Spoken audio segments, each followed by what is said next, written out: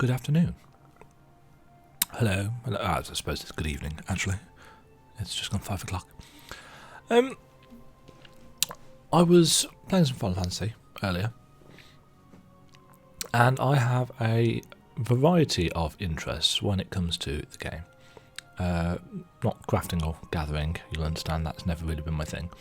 But I like looking back and seeing how the game has progressed, because I played all the way back in version 1.0, which was a travesty of a game, and I played it on and off all the way through up to 1.23 or whatever it was that was the final patch before they closed the servers down and said, this is not working, and redesigned the game from the ground up. But since 2.0 launched, I have stuck with pretty much one character. I do have others. I've got my original, in fact I can show you. I've got this lady here, who is my Elzen. She was my original 1.0 character that got ported over into 2.0. So she's got all the little 1.0 benefits, like the Hermes sandals and the Asuran arm guards and stuff like that. They're all on her. But it quickly became very, very apparent that the running animations and the stupidly long neck were going to bug me. So I went back and I created this young lady who looked very different back then. And then when I got Psycho involved, I'd already levelled all the way through the game by that point. So I wanted something that I could go back and level with him, which is where Kitty comes in. And it is in fact oops, no, I didn't have to wish to log in. The fact that I've been playing as Kitty and getting her up to the Heavensward content, because she wasn't quite there yet. It was that's kind of made me think about, well, what is the game like now? You know, if you are right back at the start, what kind of flow does it have? I know they've introduced a lot of features since they released the game in 2014 or whatever it was, 2013, for newer players. And I always remember that the A Realm Reborn quest were a little bit immature, in the sense that they were very basic in terms of what they were asking you to do. They were very kind of fetch questy, etc, etc, etc, and it was a little bit of a pain.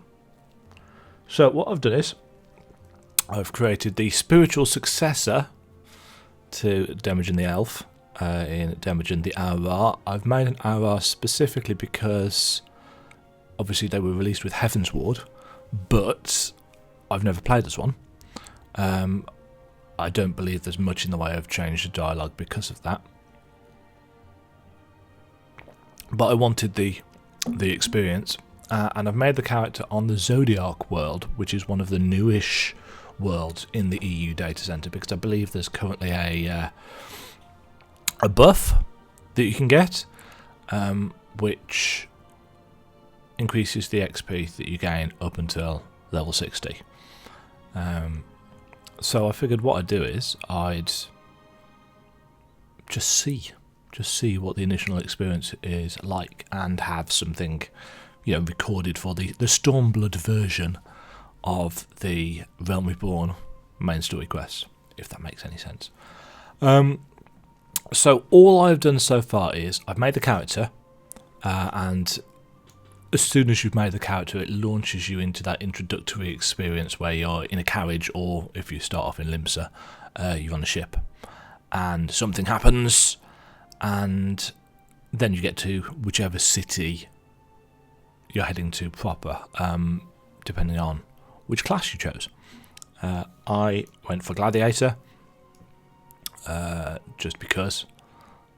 So I'm starting off in Uldar, And basically I'm going to remind myself of the story. I'm not going to do this too often because A Realm Reborn is, story-wise, it's pretty large. I mean, Stormblood took almost 40 hours to get through whilst actually watching the cutscenes, and that was with the auto-advance stuff, etc, etc on. They've really kind of focused and honed their quest design since A Realm Reborn and going through Heavensward. So I figured, well, what the hell? Let's see how bad it is. So I'm trying to come at this from the perspective of a new player. One thing that I have done though, and I'll show you as I log in, there's a queue, is I have copied my interface files over, hopefully copied my interface files over from my other characters. So in theory the actual layout and more importantly the key bindings are going to be more up to date. Fingers crossed on that one. I didn't actually expect that there was going to be a queue, otherwise I would have logged in already. The other thing, oh there we go. The other thing that's really inspired me to go back and take a look at this is that that daftness with the eyes of Nidhogg in that final cutscene. Yeah, Road to 60 is the buff, and receive a bonus to all experience points earned while below level 60. I have no idea what that buff is, or what percentage it is.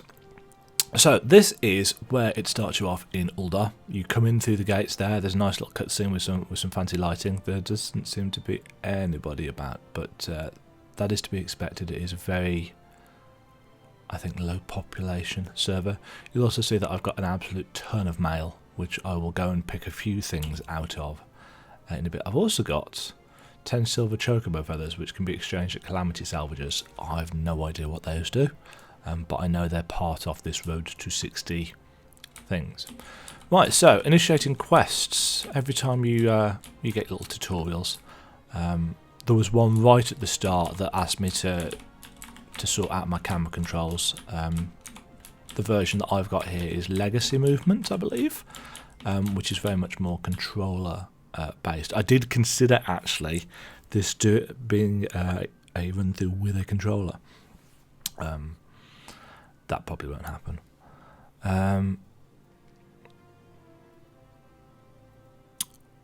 Yeah, these are all my abilities from, obviously they're copied over. Anyway, initiating quests. Surprise, surprise. Talk to the guy with the exclamation mark above the head. Right click them, or the mark, to bring up the quest window. That's something that a lot of people actually don't know. They're trying to click on the NPC. You can actually just right click on the mark above the head, and it will still target them that way. It counts as part of their character. So this is Wymond. Tells you how to accept quests. You click accept, etc, etc. To be recognised as an adventurer in the city-state of Uldar, you must register yourself with the Adventurers Guild. And he's going to tell us a little bit about that now.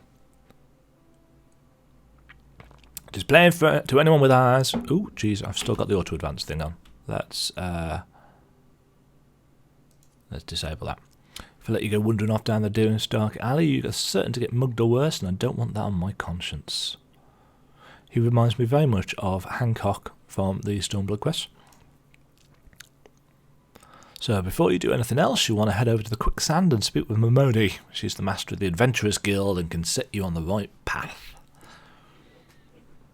I will try and read out the text. I noticed as I was watching back on my Stormblood things that if I'm not watching the screen, then obviously I'm not getting any of the text. Just take those steps over yonder and pass through the double doors so you'll find her inside. And obviously I will slip into a northern accent because that's how I roll. And that's as much as you're getting for free. Good luck with the adventuring, adventurer. Actually, my accent will change dramatically all the way through, because that's how I roll. You have begun a quest. You can actually move this box around, though I think it snaps back. Use the duty list to help you complete your task. The duty list is this thing over here. Upon accepting a quest, the current objectives will appear on the duty title in the under the quest title in the duty list at the right side of the screen. A maximum of 5 quests can be displayed at once. You can actually change that. Click on the total will open the quest in your journal, allowing you to review objectives. So that's like that. And if you click on the actual objective, it brings up the map. It doesn't tell you that, but yeah, you can actually bring up the map. So you know that I've got to go to the quicksand, which is, as we've said, right here. But what I'm going to start off doing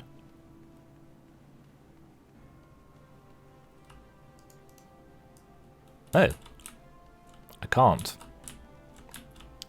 I think this might be a little instance version of it, which is why there's nobody around. So this is the quicksand. A lot of NPCs in this game have got little proximity triggers, so they'll put some dialogue up, dialogue speech bubbles, when you walk past them. It's really easy to miss them because you tend to be moving past at a pace because you're heading somewhere.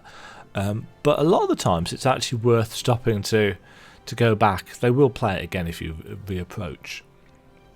But a lot of the kind of incidental dialogue is interesting or rude, naughty dialogue in places. There's a lot of effort that's gone into the localization of this game, although there is some terrible voice acting. Complete a quest by right-clicking the NPC with the tick mark above their head. Completing quests will earn you a variety of rewards. Actually,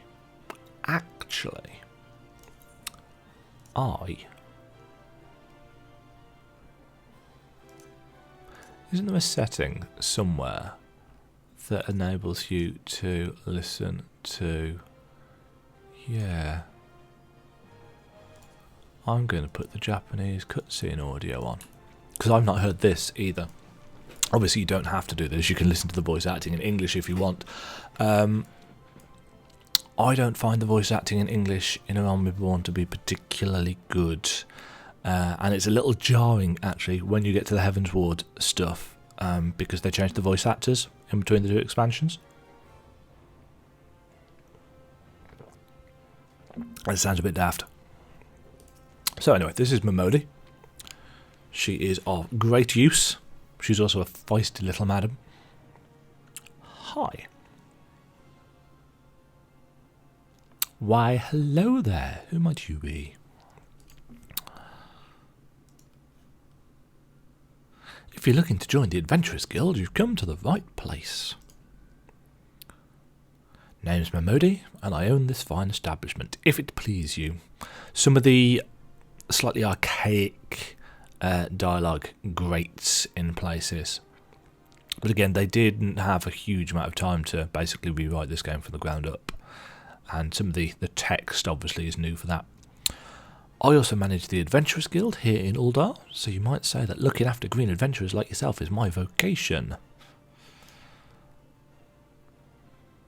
And lucky for you that it is. Without someone like me to steer you right, you'd soon find yourself out in the middle of nowhere, caught up in business you don't understand. Which is basically every Final Fantasy game ever. Like our conflict with the Amaljar forever, for example, even. They've been plaguing the Sultanate for nigh on forever now. Then there's the Garlean Empire. None can say for sure what they're plotting these days, only that they are. Oh, and we've got Mikoto dancing girls. Aye, the people drink and make merry, but underneath all there's worry and a lingering feeling of loss. A little wonder. It's scarce been 5 years since the Lesser Moon cracked open like a giant egg, releasing an abomination intent on turning the realm into an 8th hell. There are 7 hells in the mythology of this world. And you hear people curse about them constantly. So much was lost in the blink of an eye. It was like the end of the world had come at last. And you can see that in the opening cutscene. But then, things begin to get foggy. Everyone's got their own version of what happened next, some of them 2 or 3. You'd think people would remember something like that, but the fact is, they don't. Nobody does. There's one thing the survivors agree on, though. The part played by a band of adventurers who laid down their lives for a realm that wasn't their own. They fought valiantly, and like so many others, they never returned. Deeds worth remembering, I'm sure you'll agree. It's just a shame our recollections of those brave souls are as jumbled as those of the calamity itself. Whenever we try to call their faces to mind, it's like they're standing between us and the midday sun, permanently silhouetted. I bet that sounds poetic to you, doesn't it? Well, it's not. It's bloody infuriating. But even if we can't remember them, we'll not let them be forgotten, and so we call them the Warriors of Light. And they'll forever stand as a shining example of what adventurers can achieve. That's why I welcome new arrivals like yourself to our fair city. Not entirely sure fair is the best word to describe Uldar, as we'll find out as we go through the quests. All I ask is that you lend a helping hand and try to leave Uldar in a better state than you found her.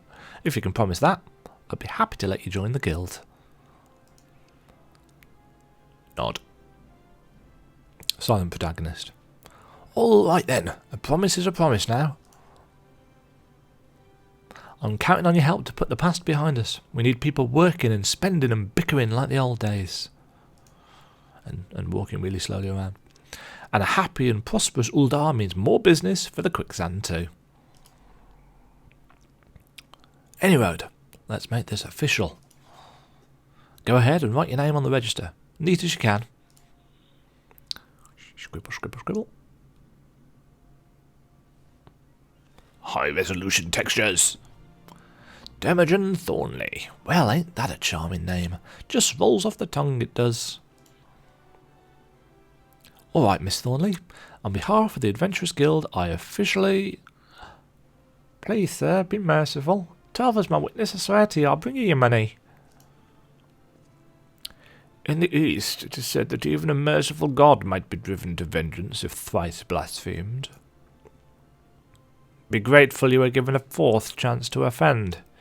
You two, attend to this scum. No, please, mercy. Well, ain't that a sorry sight? Not an uncommon one, if I'm honest.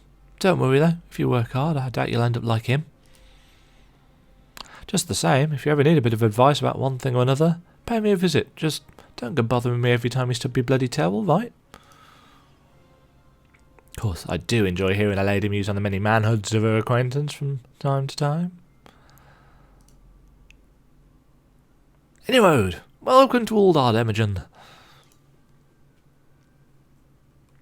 Take a moment to catch your breath, and I'll teach you a little about our fair city. There's a lot of catching your breath in this game. It basically means one quest ends, you're going to need to accept another one to carry on. 50 XP. That's your symbol for experience in this. Not entirely sure why. Don't know what it's supposed to represent. Looks a bit like a waffle to me. And 103 gil, which is your currency.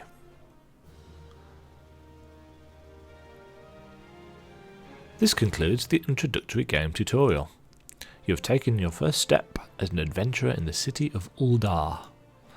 Listen well to the wisdom of Momodi Modi. Yes, her surname is Modi. Then go forth and discover the incredible adventures that await you.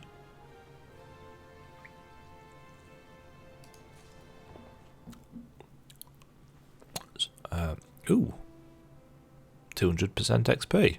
Is that what I get from that, I wonder? Because I've got no vested XP. Some people don't realise that you can actually click on the guild icon. In fact, you can click on pretty much everything in this sort to open up menus, etc., etc. Main scenario quests. Important quests used to tell the story of Eorzea and her people are called main scenario quests, or main story quests as a lot of people call them, the MSQ.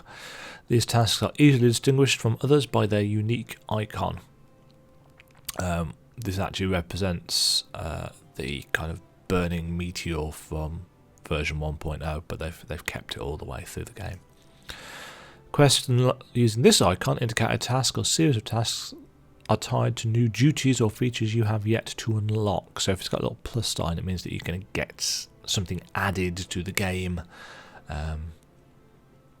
This wasn't in the game at launch, this particular icon. They added that in after. I can't remember when they added it in, but they did add it in. So, MSQ number 2, I think we must be on. Momodi, the proprietress of the Quicksand, wants you to perform 3 tasks that will help you learn the fundamentals of adventuring. Before you go charging off to find your fortune, I have a few basic tasks I'd like you to perform so as to help you get to know the place. First of all, I want you to visit the Aetheryte Plaza. To get there, head west from here till you reach Emerald Avenue, then look to the north. You should see a giant floating crystal called an Aetheryte. If it weren't for Aetherites, travelling around Eorzea would be a damn sight more troublesome than it is. Of course, you still need to attune with them before you can use them, so be sure to do that with the one in the plaza. You ever attuned with an Aetherite before, Demajen? If not, just lay your hand on the thing and you'll see what I mean. When you've done that, I want you to pay a visit to the Gladiators Guild over at the Colosseum. Because each class starts off in a different city, well, not each class, but a group of classes, they send you to your training guild in this introductory quest. So whether you're in Limsa or Gridania or wherever, it will send you to the Gladiator Guild if you're in Uldar, or the Monk Guild if you're in Uldar, or the Thaumaturge Guild. Arcanists and Marauders and... is that it? Go to Limsa, and then Lancers and Archers and Conjurers go to Gridania. I think that's right. Can't remember. It's been a while. So yeah, this will send you to your guild so that you know where to go for your story, your class story quest, which it's reasonably important to do as you level up. It used to be that you had to do it for 2 classes before you could unlock the jobs, because you needed to get to level 15 as a sub-class, but they got rid of that in 4.0. So I will literally only need to do gladiator stuff to become a paladin at level 30. Assuming that sword ain't just for show, you might consider training there. And finally, I want you to visit the Sapphire Avenue Exchange over on the Steps of Thal. This is the marketplace. Goods from all across Eorzea and beyond turn up there every day. We'll have no trouble finding armour, weapons or anything else a fledgling adventurer like yourself might need. You might say that everything's for sale here in Uldar, as long as you've got the gil. Just make sure you don't pay more than you ought, Demajen. There's plenty as won't scruple to swindle unsuspecting foreigners like yourself, especially if they think no one's looking out for their best interests. Which is why I'm giving you this letter. When you visit the exchange, find a gentleman named Cesaroga and give it to him. He'll be happy to tell you about the markets once he's read it. In short then, visit the Aetheryte Plaza, the Gladiators Guild, and the Sapphire Avenue Exchange. Simples. Oh, but before you go, a word of advice. While there's more than a few unsavoury characters out there who'll try to take advantage of you, there are also some with honest-to-goodness problems who you should consider offering a helping hand to. A lot of folk are lured to this city by the promise of wealth and power. What many of them fail to realise is that instead of chasing after the gil the moment they get here, they ought to be making friends and influencing people. Let it be known that you're willing to give as much as you get, and opportunities will come your way. Ain't that the truth? Oh, this is new. Speaking of which, you should speak with the smith over yonder. Those lads always have some good advice for up-and-coming adventurers. Otherwise, that's about it from me. It's past time you got going. Oh, and let me know let me know when you're finished, will you? That way I won't spend my days worrying that you're down to your small clothes without a guilty name. Yeah, the smiths were introduced sometime in Heavensward to help out new adventurers. In fact, they're wearing the Yasuan arm guards. So yeah, this little interaction is new. This wasn't in the game at launch.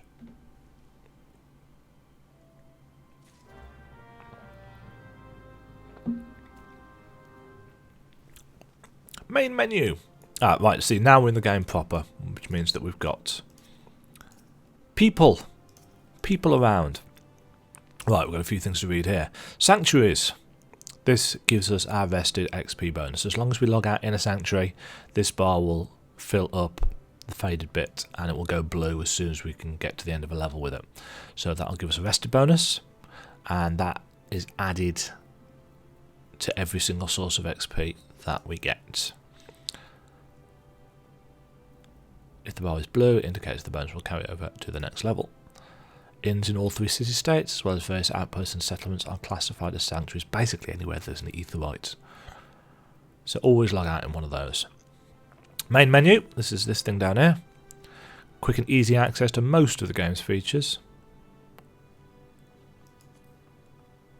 You can customise this with the HUD layout thing. Game progress is saved automatically, so there are no in-game save or load functions. This is obviously if you're coming to FF14 from an offline, Final Fantasy. It just lets you know that this is an online game and everything is saved automatically. Although data can technically get corrupted, it's very, very rare unless some things are horribly wrong with the servers. Navigation. M is for map. Surprise. Or selecting map under travel. There. You can also click on the map in the corner. I'm not entirely sure why it doesn't tell you that.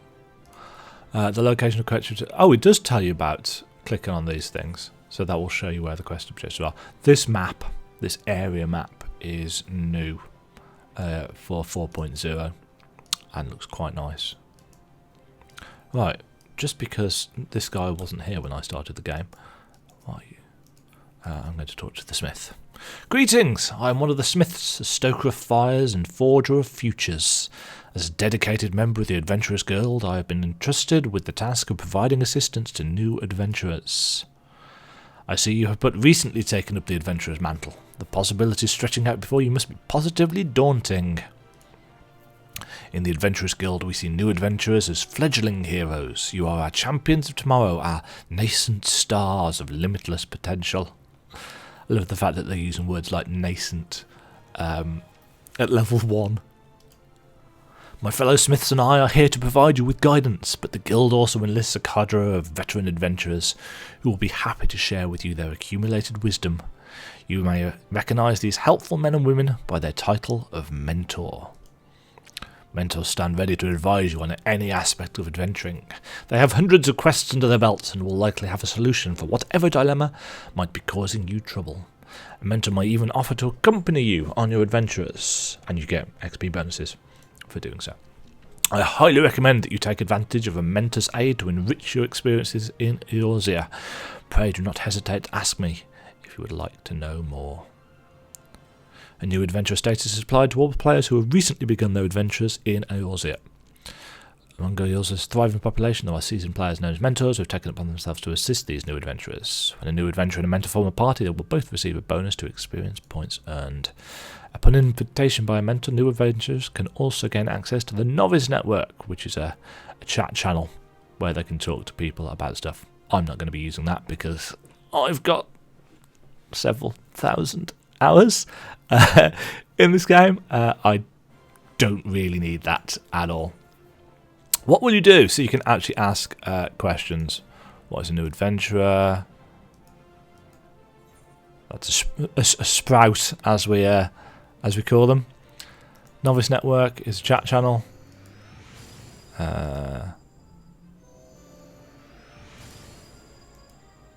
we're not going to do that. How do I earn bonus XP? Party with a mentor. Only applies to level 20. Activities that award bonus experience include defeating enemies, completing fights, and participating in instances. The bonus XP you don't get applied to quests, if I remember correctly. So completing quests, it doesn't help with.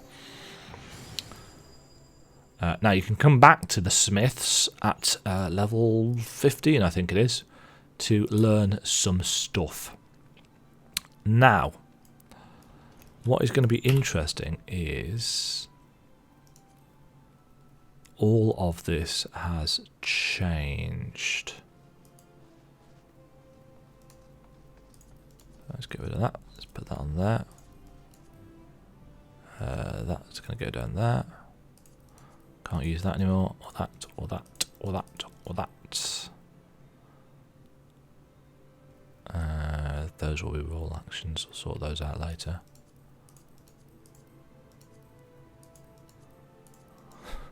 I got some weird choices of stuff, clearly, when I was playing this the first time. Let's get rid of that. Right.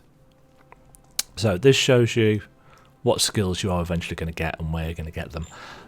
One thing that I was reading on Reddit the other day was that the early game experience, because of the refresh, quote unquote, to skills and actions in Stormblood, that the early game experience is a little bit dull at times. And I know that when I get synced down for dungeons, the early steps can be a little bit yawny. These things are Ethernet shards. These allow fast travel around the city, just like the Moogle net or whatever it was called in FF12. If any of you've been playing the newly released Zodiac Age, so you now have access to the Ethernet. Quick travel through the city can be achieved by simply placing your hand upon Ethernet shards. You do have to attune to them first. Attuning with the shard has granted you access to the city-state Ethernet. Can be used for quick intra-city travel. Intra-city means within city, not between cities. You need to use the bigger Etherites for teleport, which you don't get yet. You've not yet received approval to hire retainers. This is your summoning bell. This is where you can get your retainers. These are basically extra bank space, but they're also how you access the market boards. Once you've been given approval to hire retainers, speak with a particular NPC to have them draft a contract of employment. This is your market board.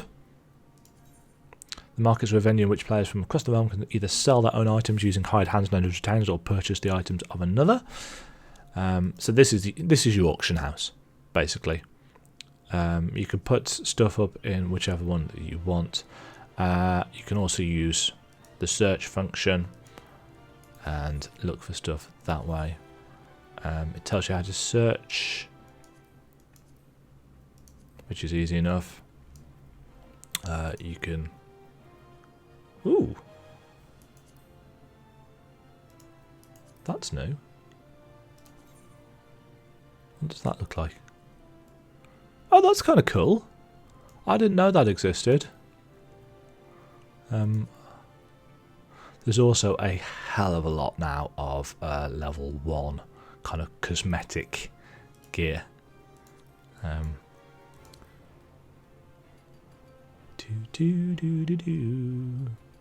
What does the full company... In fact, let's show you the...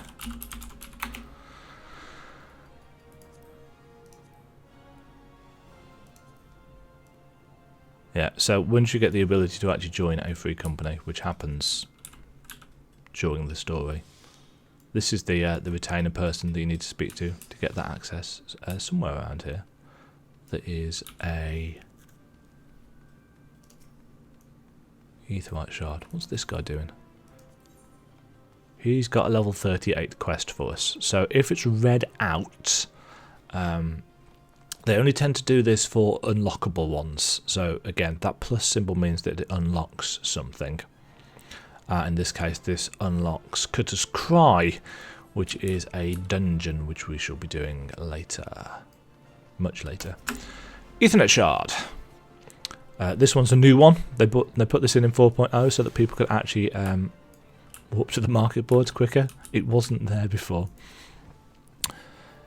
And you are, a newly come adventurer. But of course, yes, I am Ffxiv. What can I do for you? You would have me teach you the ways of the marketplace. Very wise. As for my fee, what? You expect me to do it for free? Surely you jest. My dear adventurer, when you ask an Uldan for a favour, you should at least try to make it worth his while. Judging by your garb, I rather doubt you could afford my services, but the fact you offer nothing is laughable. Okay, this will bring up the handing over items window. Some quests will require you to deliver items. A lot of quests will require you to deliver items. If an NPC requires an item request window, this is this thing here, will appear. drag the items from the inventory or armor chest into the item request window and click hand over. So it actually express you to do that. Or you can right click them and use hand over from there. Or actually the easiest way of doing this if you're using a mouse and keyboard is right clicking the thing there and it automatically selects the right thing. And that is a lot quicker and easier than it is elsewhere. Mistress Momodi instructed you to seek me out, did she? Consider yourself fortunate to have such influential friends. I shall be brief, and you shall be attentive. You stand in the Sapphire Avenue Exchange, the busiest and most profitable marketplace in the Sultanate. Being advantageously situated in relation to the other city-states, Uldar's markets have ever served as both the literal and figurative centres of Eorzean commerce. By advantageously situated, Uldar is kind of central. Gridani is up and to the north, and Limsa Lominsa is basically on an island to the southwest, so it is very much in the middle. So the literal and figurative centres of Eorzean commerce. All the great overland trade routes lead to our city, and the majority of maritime trade between Vilbrand and Aldenard passes through our ports. Because of this, countless companies and consortia have chosen Uldar as their base of operations. They see to it that this marketplace is awash with merchants and moneylenders day and night. It is very much a city that never sleeps. Which is not uncommon in MMOs, obviously. There is a day-night cycle in this game, but NPCs don't move. Does it break the immersion a bit? Yeah. Does it mean that regardless of what time of day you log in, you can always go and get whatever you need? Yeah. It's one of those suspension of disbelief things that you deal with in a lot of games. Anything a man could ever desire can be purchased here, provided as he has sufficient funds. Surely there's something you seek, adventurer? A deadlier sword, perhaps, or a shinier trinket? Whatever it is you want, the exchange will have it. To the north, you'll find merchants peddling armour and accessories, curatives and crafting materials.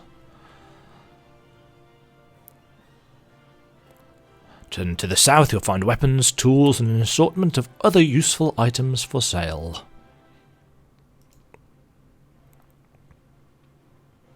Seek out a particular merchant or browse to your heart's content, but do try to remain aloof should you find something that piques your interest.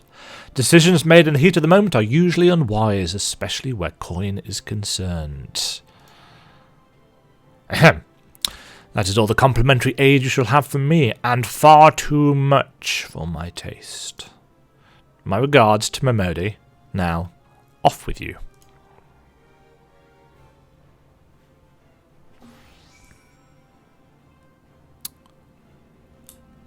So yes, everybody in this city is concerned with basically one thing only, which is the purchasing and trade of coin. Now, they changed these. That's a mender. There is a durability system for your weapons represented by this bar to the side. It'll start turning red as we use it. I'll show you that in a bit. These used to just sell level 1 to 10 stuff. So it would just show you this. Which was, alright, but now it will actually sell you a variety of gear, which for some reason is in reverse order. So it starts off with a level 7, 5, 1. Whatever. Shops. A myriad of vendors can be... No, I'll try that again. A myriad of items can be bought and sold from vendors all across Eorzea. Purchasing an item is as simple as clicking on it. Or you can actually drag it across into your inventory. You can sell items as well. If you happen to have second thoughts about this, you can always buy back your item from the vendor, but only if you've yet to leave the area or log out of the game. After that, it cancels it out. Right, this person over here, the distraught lass, gives us the red mage unlock quest, but we can't do that until we are level 50, which is a bit of a shame. But there you go. Right, let us make our way over here. One thing it is always worth doing is unlocking all of the Ethernet shards even.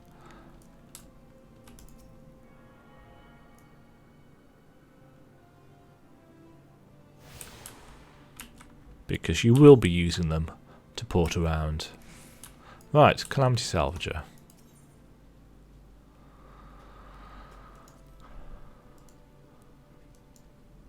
Right, this guy was introduced right at the start, and they sell a variety of bits and pieces. I won't have access to any of those things.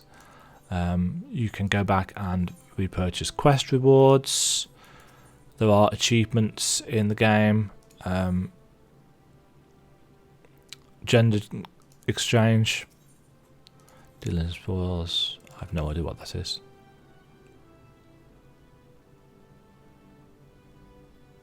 Oh, that's for various special events.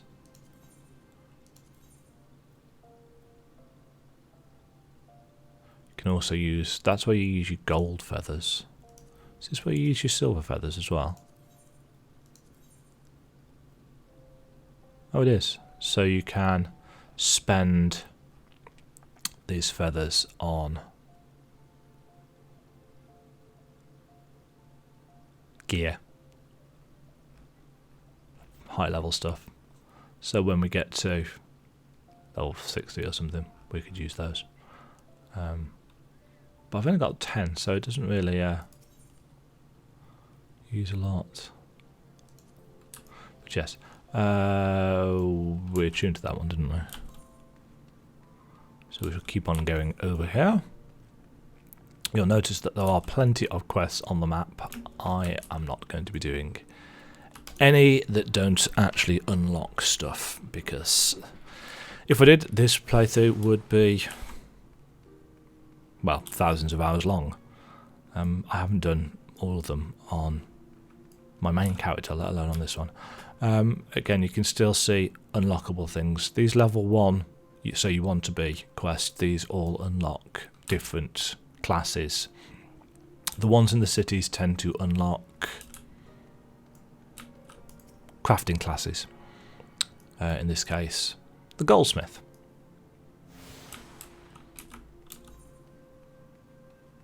If crafting is something that you are interested in games, FF14's crafting system is, quite frankly, superb. It's deep, and each profession actually has its own class. It's not like something that you just do from, well, it is something that you do from a menu. I don't even have access to that menu, I don't think. No, I don't. But yeah, it's you actually see. I'm a gladiator now. I can actually swap to those. So there's a lot of different things. Okay, this is our guild receptionist. Every guild in the game, for the original kind of jobs, has got a receptionist, and they've got a symbol like this over your head. And this is where you go to unlock the class proper. Tell me, are you new to the thrills of Mortal Kombat? Mortal Kombat! Well, whether you are or not, you are new to us. If you would take your place in these hallowed halls, you must be willing and ready to undergo the most rigorous training. You must endure cuts and bruises beyond counting, and like is not far worse. A daunting prospect, I concede, but there is no other way if you mean to take to the blood sands one day. And why wouldn't you? The Colosseum is only the most celebrated place of public entertainment in all of Uldar. The blood sands is the gladiatorial arena, the Colosseum. Where else could a poor man amass a fortune so vast as to one day allow him to claim a seat on the Syndicate? The Syndicate is basically the rulers of Uldar. Not in name, they kind of behind the scenes, but there's not an Uldan alive who isn't inspired by the rise of the self-made man. Very entrepreneurial society. And there is no truer embodiment of this than the gladiator who wins riches and fame with his sword. Throughout its long and storied history, this guild has nurtured countless champions. Our training methods are second to none, and our members ever strive to develop new techniques. If you desire true glory, to fight and triumph amidst the roar of 10,000 voices, then this is where you belong, adventurer. Think of it. Think of your legacy, and if your soul stirs, join us.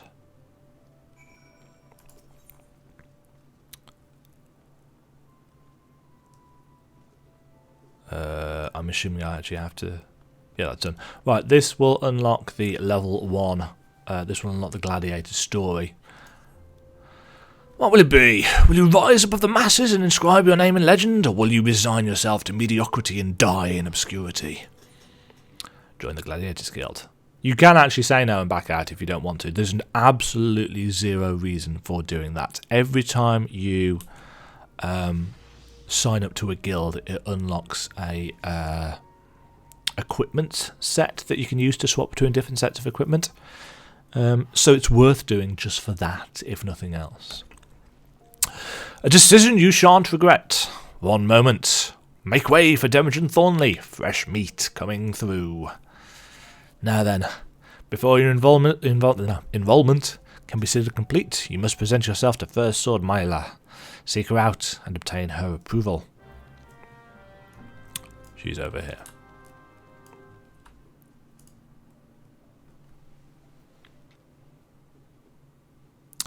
Aye, I heard Lelutsu. So you're Demajen Thornley.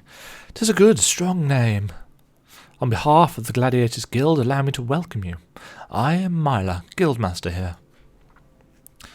So you wish to study our arts? I presume you have your reasons for choosing the sword over all other weapons. Perhaps you think it easiest to learn. A sword is a simple weapon, but to wield a blade well is anything but simple. For every Colosseum champion to emerge from our ranks, there have been countless disappointments who failed to achieve greatness. Bear that in mind before you answer me, Demajen, for I do not ask this question lightly. Have you the strength to live by the sword and, if it be your fate, die by it? Yes. Nod. Well, then welcome, Gladiator.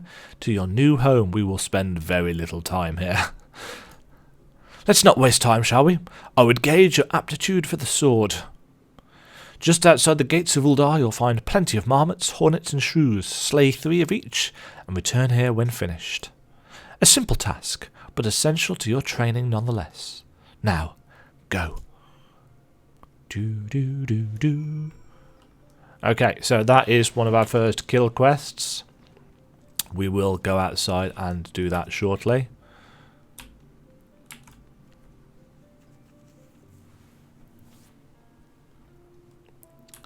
But first, we have other places to go.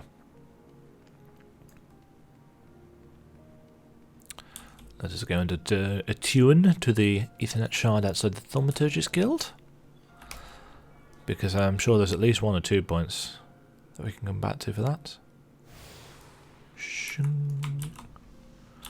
Right, where else do we need to go? Shop.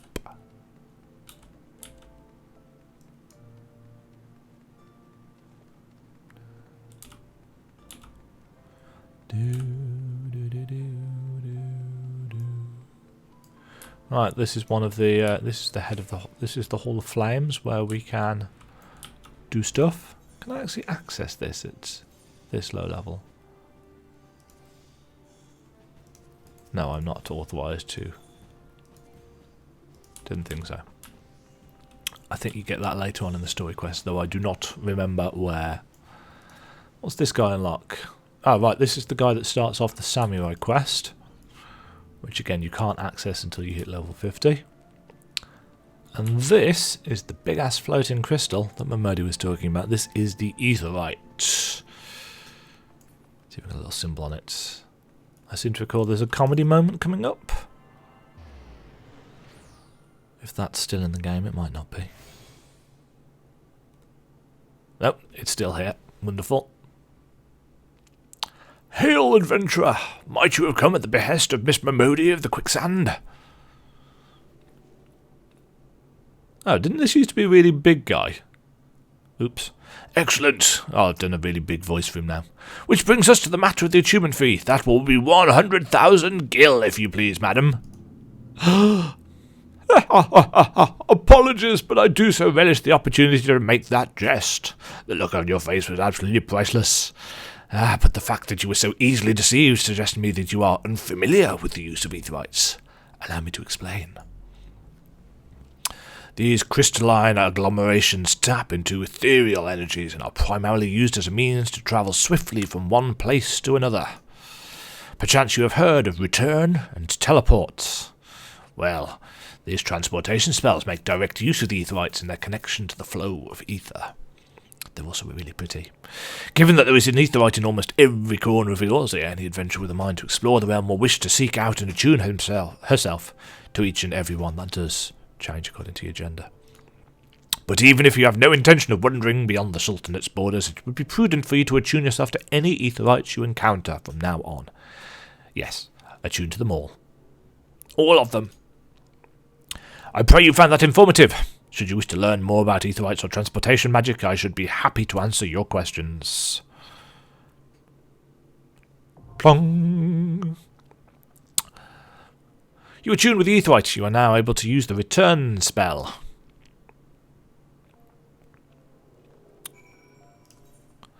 The spell return can be used to instantly travel back to the aetherite set as your home point. It doesn't require any MP. Can be accessed from the travel menu. Can only be used once every 15 minutes. Only one home point can be set at a time. So, it's already automatically set as our home point because it's the first one. So we can access that from the travel menu down here, or if you really want to, you can actually use it from a bar if you really want. You can also, I love this, the fact that you can actually use jump as an action. Anyway, back to Momodi. Isn't there a... Oh, that's where the Moogle is. Moogles in this game are, at least until Heavensward, simply responsible for the delivering of mail.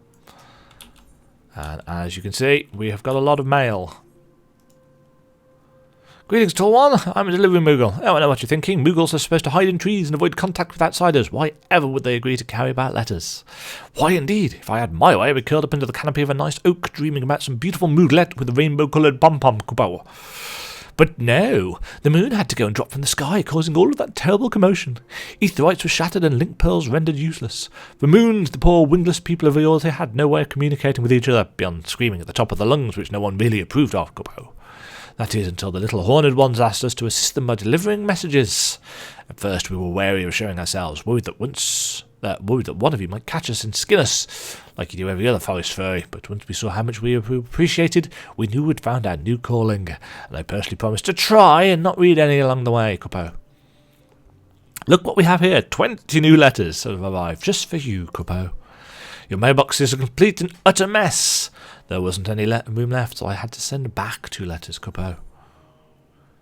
Right, so this is all of my various things from basically having subscribed to the game for many, many years.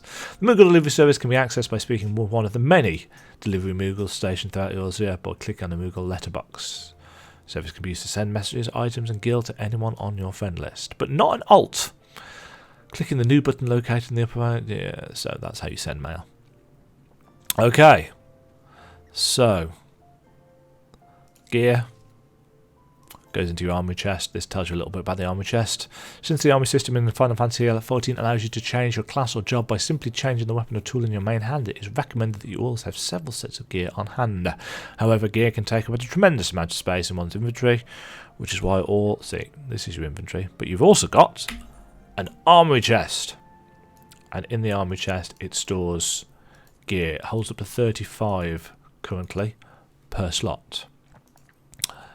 All gear purchased or crafted is automatically stored in the chest and can be accessed anytime by that or using the shortcut key. You can change the shortcut key. Mine's set to Control I. I can't remember whether that's the default or not. There are some items in the game that cannot be traded, and it actually tells you at the top there. It's unique, so you can only hold one. and it's untradeable. Can't be sold or traded. Every time you get a little message, chances are they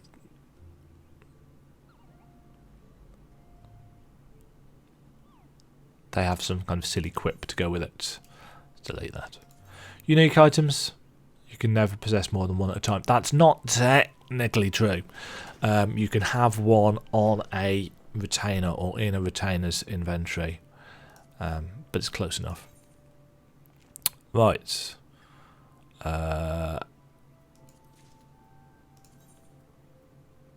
Enclosed is a wind-up Nanimo minion and a fat chocobo head.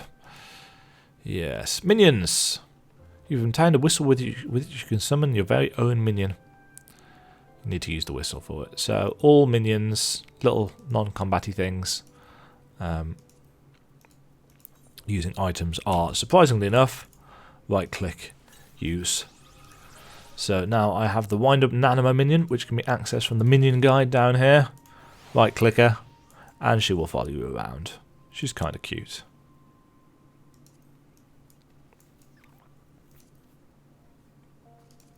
Some items have recast timers, like potions.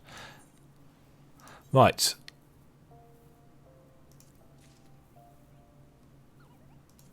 I'm not entirely sure what all of these letters... I think they're basically all for subscribing. Or for what's it? Collector's editions or this, that and the other. So we've got a Gilgamesh minion, we've got a wind-up Moogle minion. That will allow us to summon the Fat Chocobo mount, but not yet because we haven't got a license to ride.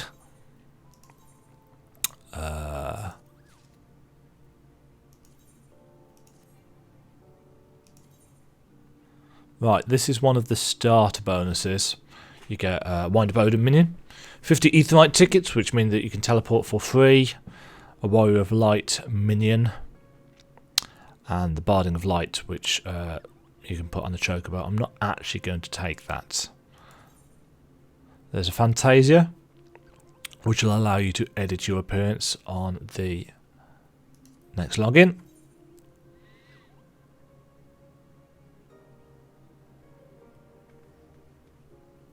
I'll take those, because that's a mount and a minion.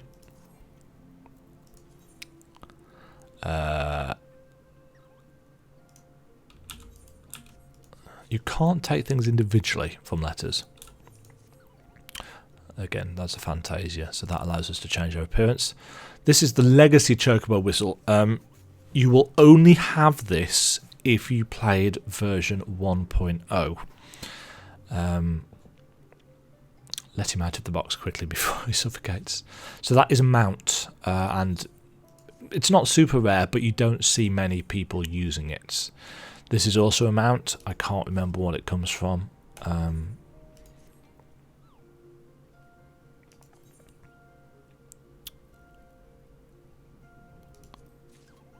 That gives you some, again, bits and pieces. Some barding. I think that was what pre-order bonus or something. A baby behemoth minion. The Helm of Light, which I'm going to put on, increases XP earned by 20% when level 10 and below. You get that for... I think that was for pre-ordering the Realm Reborn. As were these Black Mage Barding and Minion of Light.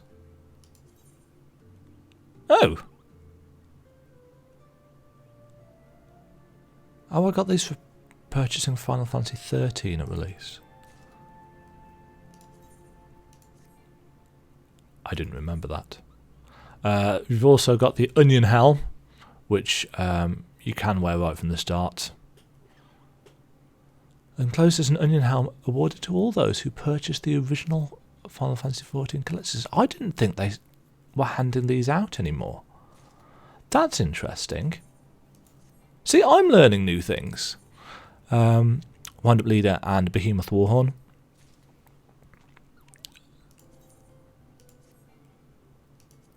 Right, that's going to take some time to retrieve some more letters. So whilst that's happening, we will use all of these minion items. Voidal Resonator is a mount. Legacy Chocobo Whistle is a mount. Cool. I've still no idea how you pronounce that. I really must look that up at some point. Black Chocobo Chick. Bardings allow you to change the appearance of your personal Chocobo. Minions.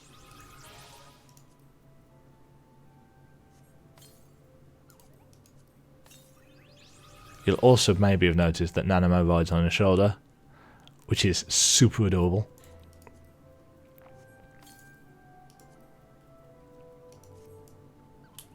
Right. More mail? No?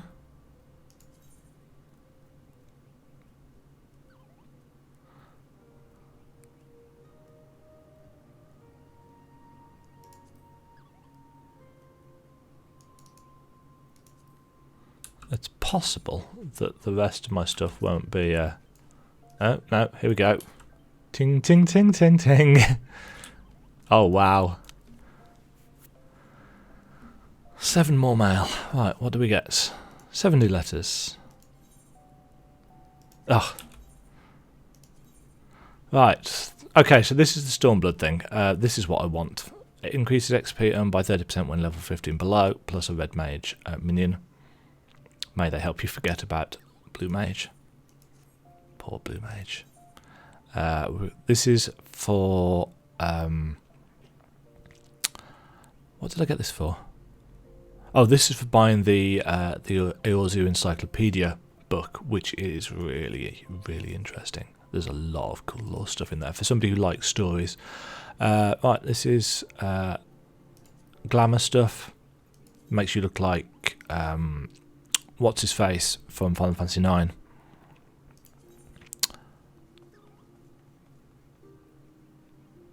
Yeah, so this is subscription stuff.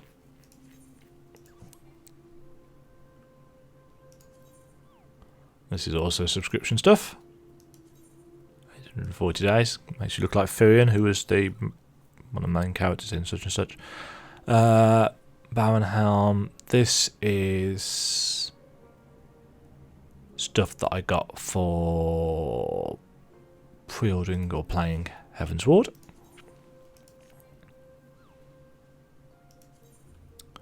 As is that.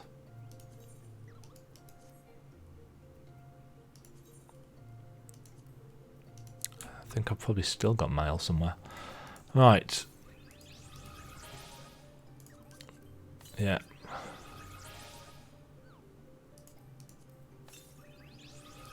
Barding. Items. Minions. More minions. So yeah, you get a lot of stuff. You accumulate quite a lot of stuff as you were playing the game. That's what I wanted. Enclosed is a set of Leonhardt armor. This is the school Leonhardt gear from Final Fantasy VIII. Brooding Angst is not optional, in my opinion. And this is stuff from purchasing Stormblood.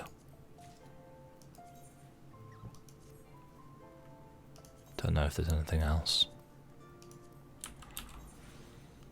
So that gives us another mount. You'll notice just up the top here that the bar started to turn blue, which basically means that I'm wasting time. I love that. I like small barts and I cannot lie.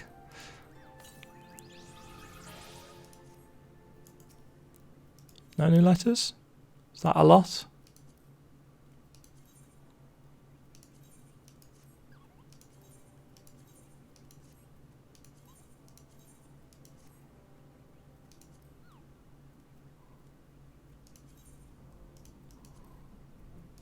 And that must be the lot. Okay, so this thing here equips the recommended gear. So it will show you what it recommends that you actually wear. Yeah, I'm not going to be wearing that. I'm actually going to be wearing that. Looks just as daft, but we can turn that off. And that will give me 20% XP when below level 20. That will give me 30% XP when level 50 and below. We'll be wearing that for a long time. You can right-click items in your inventory to sort them.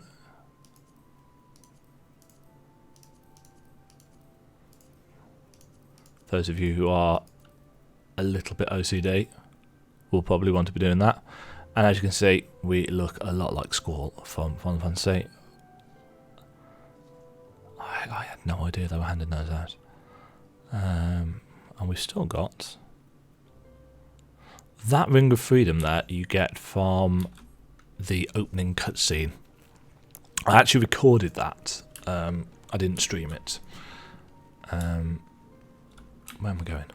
Not there.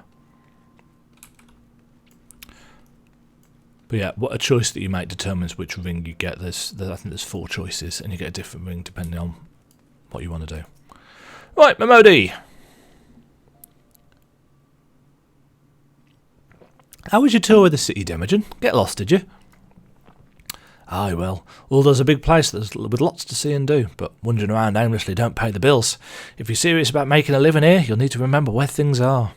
So when you go exploring, explore like you've got a purpose, eh? Alright then, all that's left is for you to work hard, make money, and spend it here at the quicksand. Pam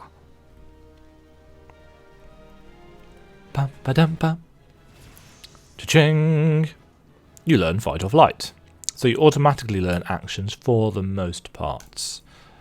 We must rebuild. Now, we can't do the next story quest until we hit level 4, which means all of these are above our level. But what do we do then? What we need to do is go out and do as we're told. Now, we could technically go and do some of these little quests. I'm not going to do that, because I want to see just how much XP we get for actually killing mobs. Right, mapping the realm, Central Thanalan.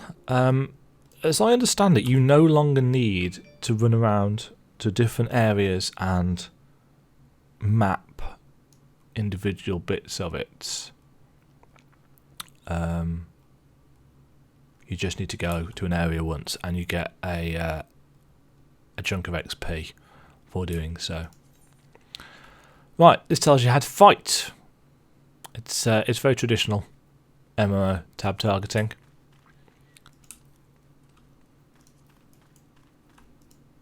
Got an achievement. Oh yes. You can get special rewards. We won't be getting any of those. Right, combat at the start, a lot of people find very slow. The global cooldown, experience points. In the event multiple solo players attack the same target, the player who attacks first will always receive 100% of the experience points and item drops. The players who follow will be rewarded based on the contribution. Yes. In other words, don't be worried about lending a hand. There's no exclusive tagging. You can all benefit. Yes, items do bind to you. Yeah, binding. So most items can be sold and traded freely before they are used in battle, crafting or gathering. However, once it's been equipped and used, it will prevent it being sold to others. You can still sell it just to a vendor, or eventually you might be able to break it down into something useful. I'm getting plus 200% experience points. That's a lot of additional XP. You can see that these mobs actually show up on the map. They don't normally do that. That's see, and now they've disappeared. Level 3. Obviously this earring makes a massive difference, but pretty much everybody who got Stormblood will have got that earring, so it's not like it skews the early game. It just makes it a lot easier for you to catch up, because when the level cap is 70, it's a lot of early game content to get through. Right, I need to slay some snapping crew. No. Don't attack the tortoises at this level. They are level 12, and just because they look really cool doesn't mean that they won't kill you. There are areas on the map that are red that show you roughly where things are, but in the case of this, we've actually got a nice indicator. You'll notice actually if I scroll back up, I got 208% experience points, plus 208%, and that's because we got that tiny little bit of rested XP bonus.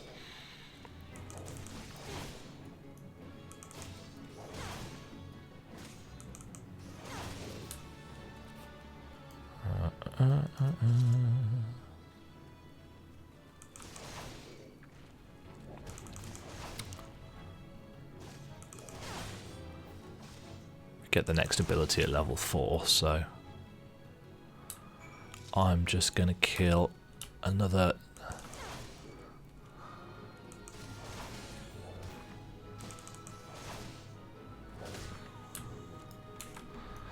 mob. Right, this opens the combo system. It's not much of a combo system. Melee-orientated classes such as Gladiator and Marauder can chain together their weapons to deal additional damage or inflict additional enfeeblements to their targets. This is known as a combo. And this is shown on the tooltips. So you can see down there additional effects, combo action, fast blade, combo potency. So if you go fast blade into that, it increases the potency of the skill from 100 to 210. Some must be delivered from a specific direction, and you'll notice that you get a little glowy border around abilities to chain. So if I use Savage Blade as part of a combo, it does 17 damage. If I use it on its own, it does 8. So it's very much worth chaining. It also, you'll notice it increases enmity, which is the threat mechanic in the game, because Gladiator is a tanking class.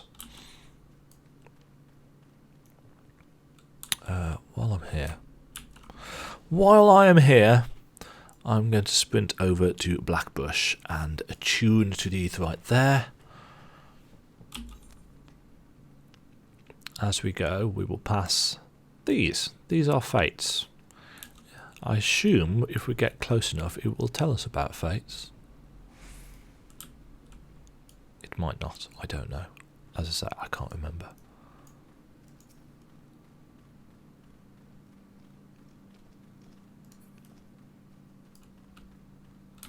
Yes, the multipliers are stacking, so we get 30, 40, 50. So we're getting 50% bonus from our gear.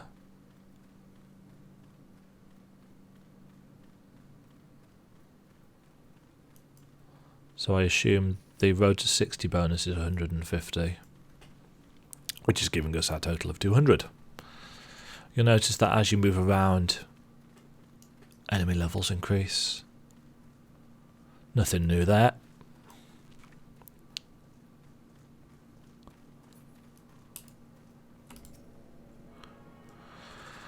We can attune to this. It should give us the option of setting our hit points, our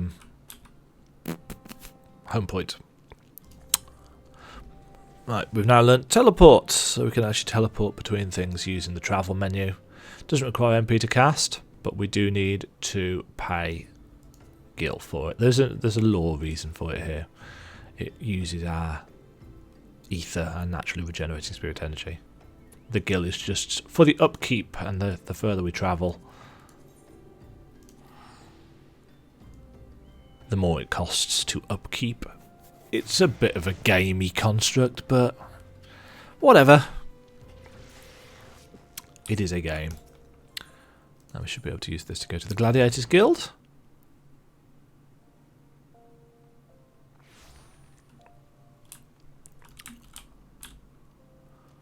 We can go and turn this in to Myla.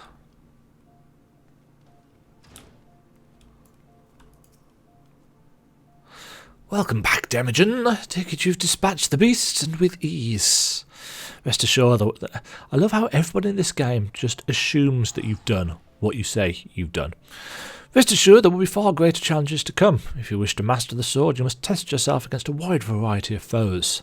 To this end, I present to you this hunting log. It contains information on creatures ideal for a gladiator in training. You will doubtless gain valuable experience should you seek out and slay them. It is only with such practice that you will recognise and eliminate the deficiencies in your technique. Your training under me shall continue once the haft sits so snugly in your hand that you cannot imagine holding aught else. Until then, Demajen. The next gladiator quest is for level 5. Maybe I should have gone and got level 5 first, I don't know. We'll also get some food.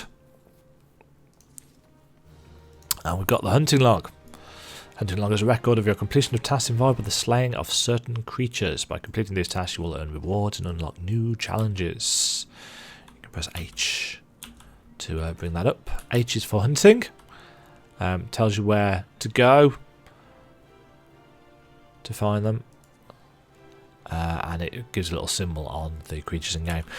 There are only hunting logs for these classes. You don't get them for jobs, if I remember correctly, and you can't click on the others until you've actually unlocked them. Rogue you can't unlock until level 10. There are 5 ranks, and you can see that each you slay X number of creatures, it gives you a reward. There's a lot of XP available for these, and it is very much worth using them to get a boost. I don't know off the top of my head whether I get a bonus for that. I got 100% experience points for that, plus 100%. It's possible that the road to 60 gives you a bonus for quests as well. Not sure. We shall find out as we go anyway. Either way, we're going to massively out-level things, I would think. Right, we can go and pick up the next story quest.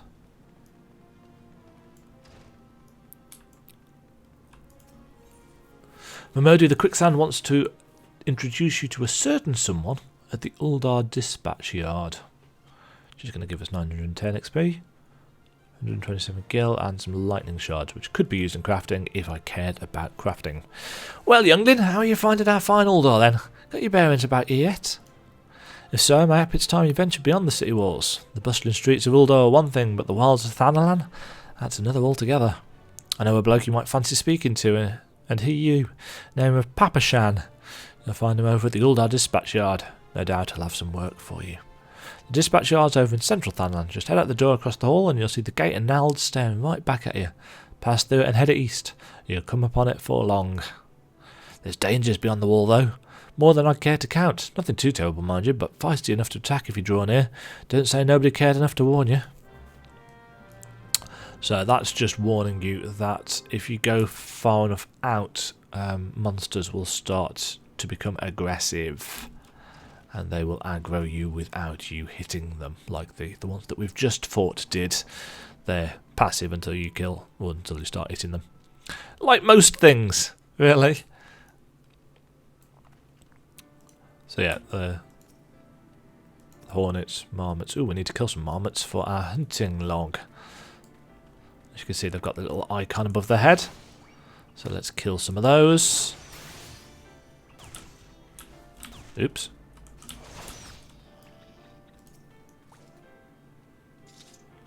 You'll notice that loot goes straight into your inventory. There is no right-clicking on corpses to pick stuff up. You'll also notice it tells you how many things you need to kill.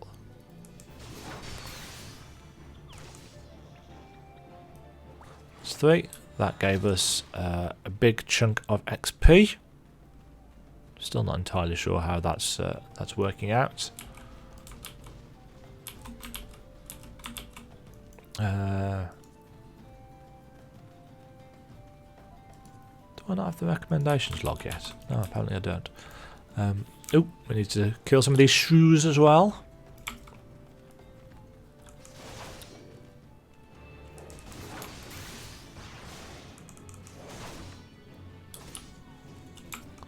I haven't got a shield yet.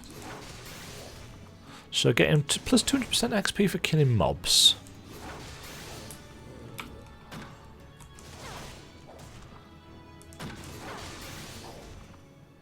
So that's all of our bonuses together.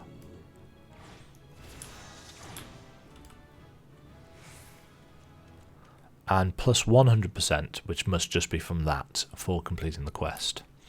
That makes sense. We need to go and do the next job quest now, which will give us Flash.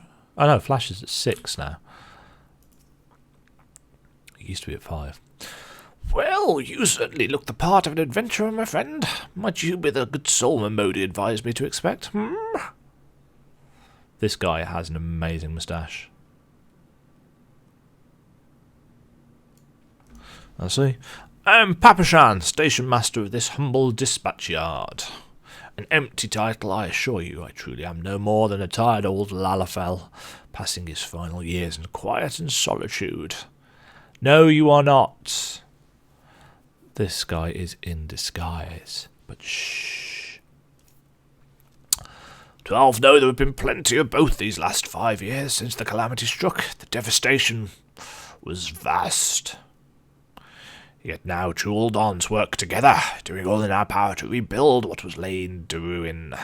By the sweat of our brows and the love of our home, we have rebuilt Uldar to the grandeur and majesty that you see today. Or you could do if you weren't locked into looking this way. The railways which run through this dispatch yard too were born of the noble efforts of a great many souls. But there is still much work to be done. The wounds left by the calamity run deep. Isolated areas beyond our lines of supply remain, and there are places yet wanting for relief and restoration. Uldar needs the aid of you and your brethren, friend. In fact, never has our need been more dire. Which brings me to the point, I suppose. I do believe I may have some work suited to one of your ability.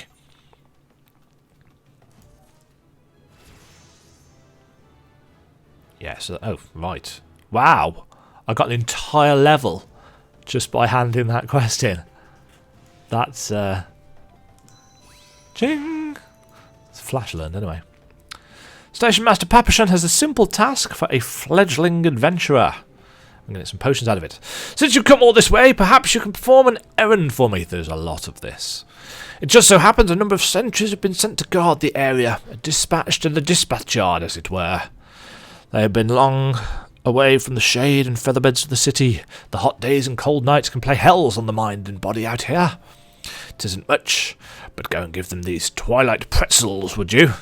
I find comfort food always helps when I feel like killing myself. You'll notice that NPCs for story quests are marked with the story quest icon on the map.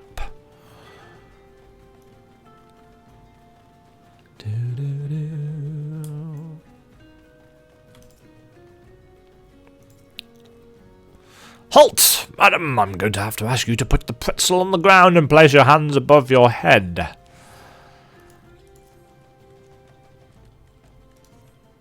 State your name and business. A twilight pretzel from Papashan? By the gods, forgive me, you could say this new post has my nerves in a twist. I'm terribly sorry for that. Yes, well, you may rest assured that the dispatch yard is safe so long as I stand watch. Please give Papashan my thanks and tell him that I only wish I could repay the favour. I have to try and think of different voices for these things.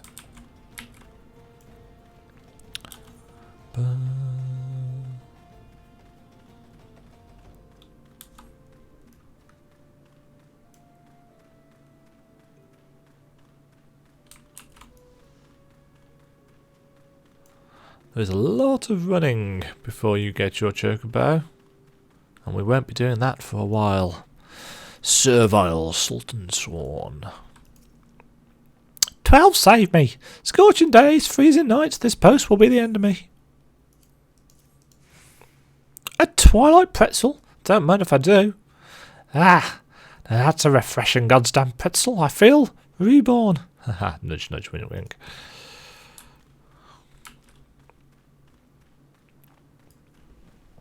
Running, running, running, running, running, running, running. Just going to turn the lights on actually whilst I've got auto runner.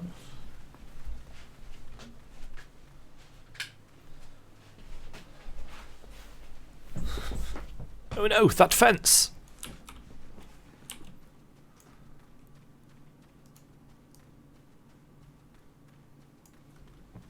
It's actually quite fun. Going back and reading all the quest text properly. You get to a stage where you just want to skip over some things. Western front clear. Eastern front clear. For me, from Papashan, a Twilight pretzel, my favourite. How did he know? Can't fight on an empty stomach now, can I? Actually, can't fight on any stomach. I suppose you could say I've no stomach for fighting. Wow, what a rubbish guard you must be.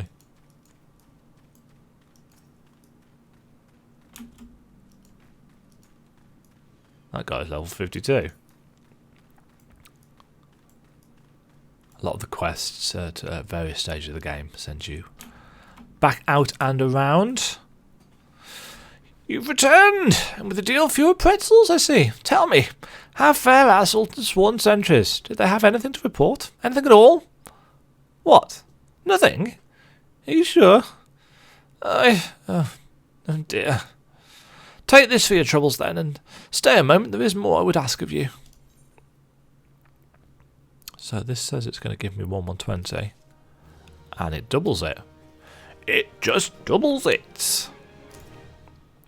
Demajen, I have just this moment. No, the time for concealment is past. The truth is, even before I had you deliver these pretzels, I was privy to some most unsettling news, which is the real reason I sent you to meet those Sultan Sworn.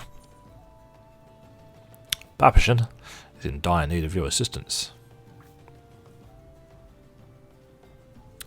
A young noblewoman from a very prestigious family has run away from home, and I have been ordered to see to her safe return. The Sultan Sworn you met earlier are assisting with the search. Alas, it seems they have found no trace of her. I apologise for not being frank with you from the start, but we must proceed with caution. Should word of her disappearance spread, I fear others with less honourable motives might join the hunt. And should we allow her to come to any harm, not even 100 beheadings would be punishment enough. This cannot happen, Demajen. It must not. I need you to help me find her. Go on then. Praise the 12! I knew. Excuse me. Praise the 12! I knew I could count on you. I've instructed the others to expand the search, but Thanalan is vast and there are only so many of us. The young noblewoman's name is Lady Lilira. Lilira. Yes, that. I want you to go south and look for her in the vicinity of the Sultan Tree. Good luck.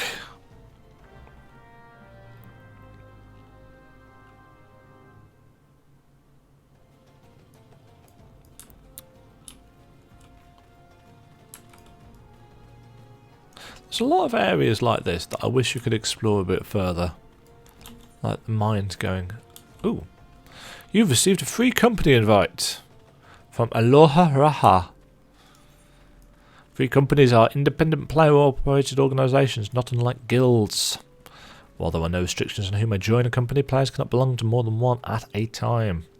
Companies will advance in rank as their members earn company points. Could technically form one if I wanted to. The Dork Knights. That isn't entertaining. So they are rank 8.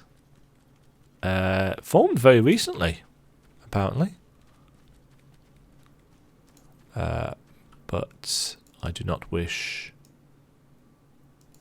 to join them just yet. Because I'm busy. You can actually apply to join them as well from the social menu. Right. What we have here in this little shimmery thing is a solo instance. There are solo instances. You can only do them by yourself. Yeah, the clue's in the name. Solo instances. Oh, Sultan Tree. You're about to enter an... Oh, didn't used to give you this, I don't think. You're about to enter an instant battle. Instant battles only occur during certain quests and missions. Take a moment to read the information displayed in the active help window before answering the call of duty. So this just tells you about special instances. Defeat the Blangers. These areas are reserved for important battles which feature unique environmental conditions or powerful boss enemies. For the duration of the battle, you will be unable to pass beyond the red line.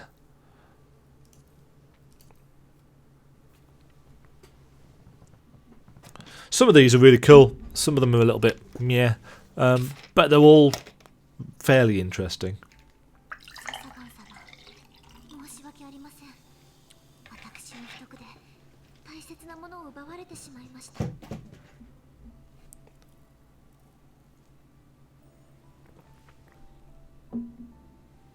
I don't need to voice out this.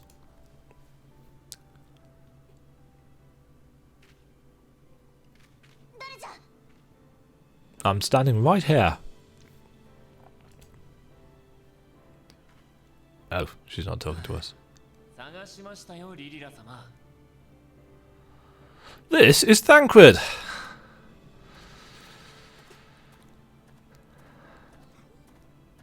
He's a bit of a ladies' man.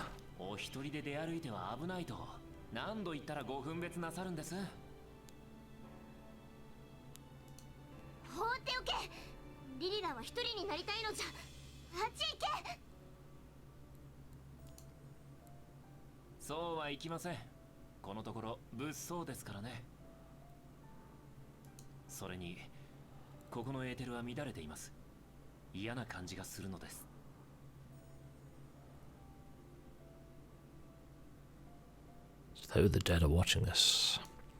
I suppose I do need to actually read this out because it's in Japanese. I prefer not to join them if it's all the same to you. I have to switch this back to English right now. Hi, you must be the one that Papashan mentioned. Congratulations on finding our elusive young charge. You'll have to forgive her impetuousness. What she lacks in discipline, she makes up for in stubbornness. You notice that it's capitalising that. This is actually not just a lady. You should return with us. The station master will be eager to thank Lady Lilyrith's protector in person. But wait.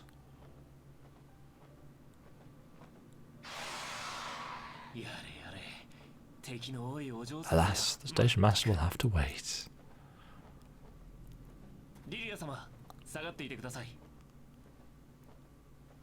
Don't do anything stupid. As for you, dear friend, for Lilyrith's sake, please stay in harm's way.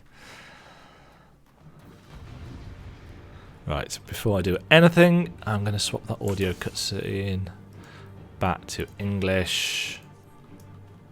Handsome stranger. Come, let's attend to our uninvited guest.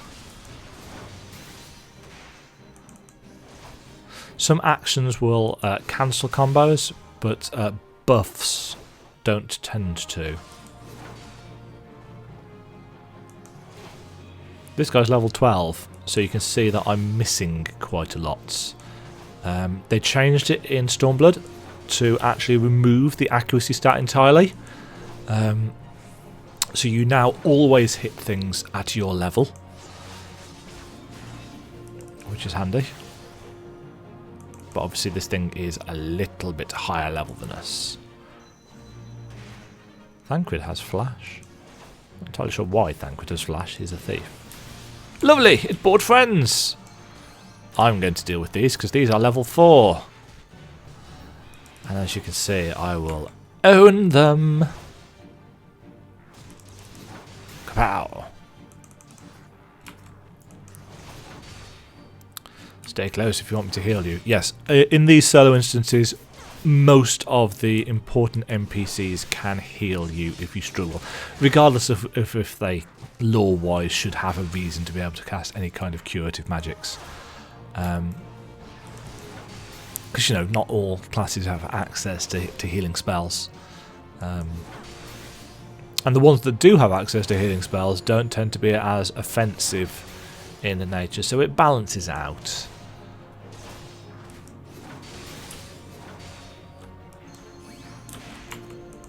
More of them. Really now, there are limits to our hospitality.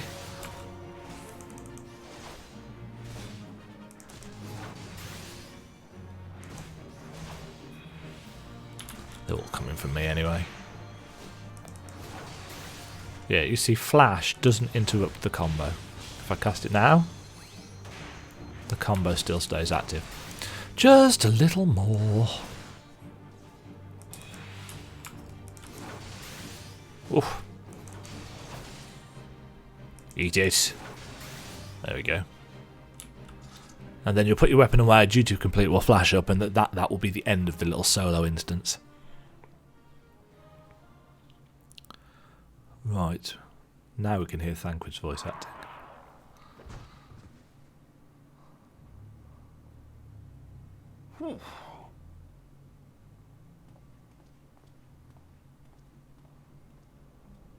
But wait, what's this?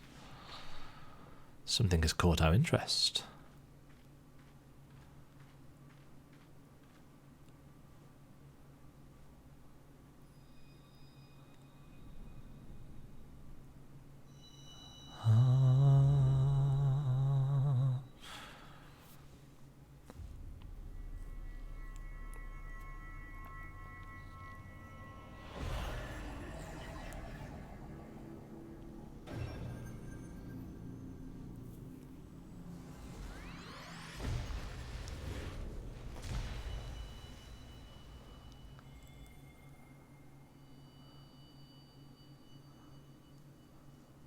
So bright. Hear, feel, think.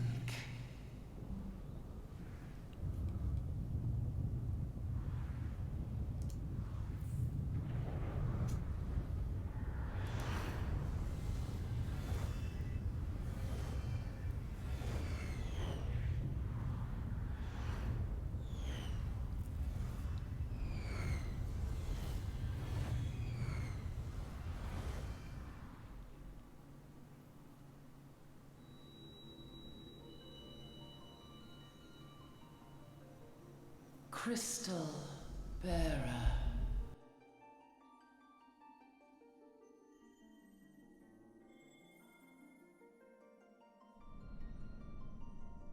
I am Heidelin, all made one. A light there once was that shone throughout this realm, yet it hath since grown dim. And as it hath faltered, so hath darkness risen up in its stead, presaging an end to life.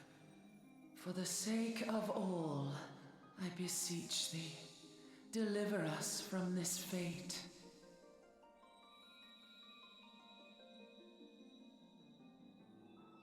The power to banish the darkness dwelleth in the crystals of light.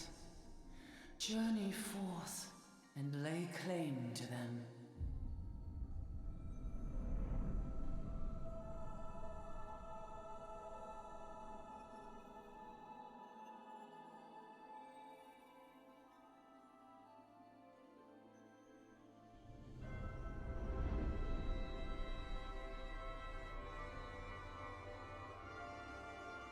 By thy deeds shall the crystals reveal themselves to thee. Only believe, for the light liveth in thy heart.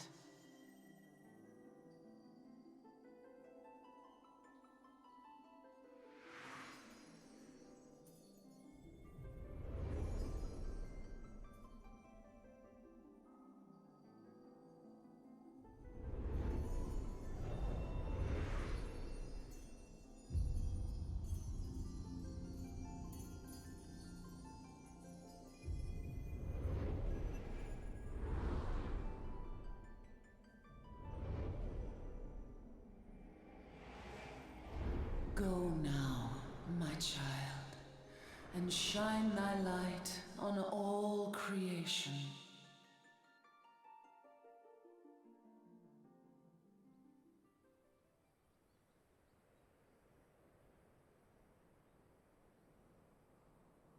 Oh man, those ground textures. Ah, coming around now.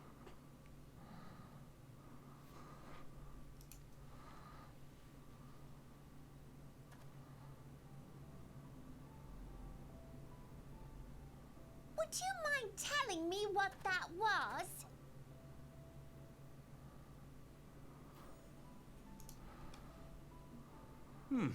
If I only knew. A denizen of the void at any rate. A demon. The void sent? Here? But how? The question isn't how, but who. We're not dealing with bookless bandits. Yes, it takes a certain level of education to summon demons. The perils of learning. Don't suppose the answer came to you in a dream? Kind of. There's a lot of very slow walking. No sooner did you fell the beast than you fell asleep. Too much ether, no doubt. Interesting. I hadn't considered the crystal. Silent protagonist all the way through. But of course, this changes everything. Oh, just thinking aloud? At any rate, we haven't a moment to spare. I must return and report this at once. He's excited. I leave Lady Lilira in your capable Lilira, hands. that's how you pronounce it. How dare you pass me about like a swaddled babe? I shall return and tell them myself.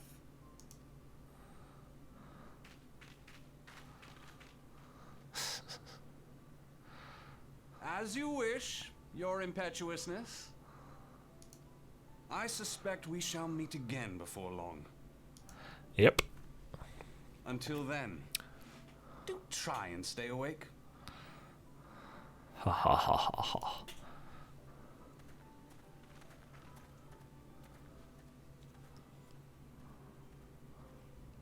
Does he not tell us his name at this point? Apparently not. Now, if anyone was paying attention, you might notice a certain resemblance to Lady Lilira.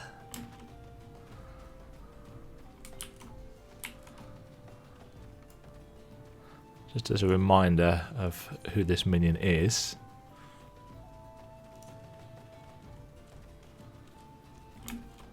Nanamo Ulnamo to the Uldan throne, 17th in her line.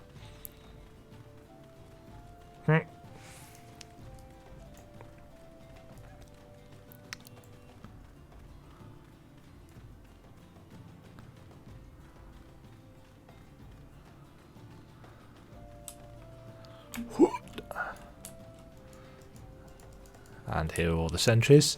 So you'll notice that the world does change slightly. There's a lot of kind of instanced NPCs.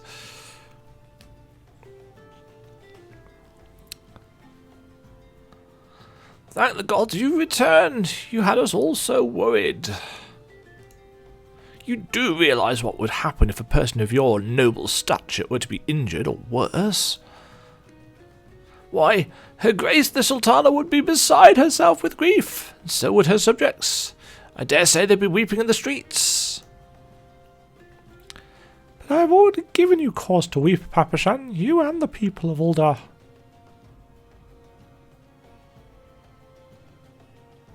Please, you're not to say such things. We will find it, I swear to you. It is not my place to make demands, my lady, but I beg you please stay out of harm's way. I apologise for causing you undue worry, Papashan. I shall refrain from travelling unescorted in future.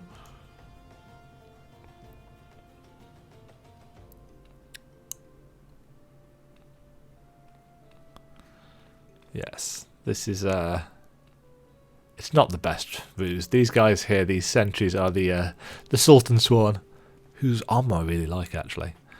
The Sultan Sworn, obviously, are sworn to protect the Sultan. I cannot thank you enough, Demajen. I understand you fought bravely to protect Lady Lilira from void-sent fiends. For your gallant service, you deserve all the riches in the royal vaults. Alas, a small token of my gratitude is the best I can offer. It's all right. A sarcastic man with a strange contraption strapped to his shoulder. I didn't mention that. I see you met Thancred. He's a scholar. He spends his days investigating oddities in the ether. Actually, well, what he mostly does is spends chatting up the ladies. Rather too fond of the sound of his own voice for my liking, but perfectly harmless. Also incorrect. As for you, Demajen, you're just the sort of adventurer we need around here. I pray you show the same kindness to the people of Thanalan as you did to us today. Cha-ching!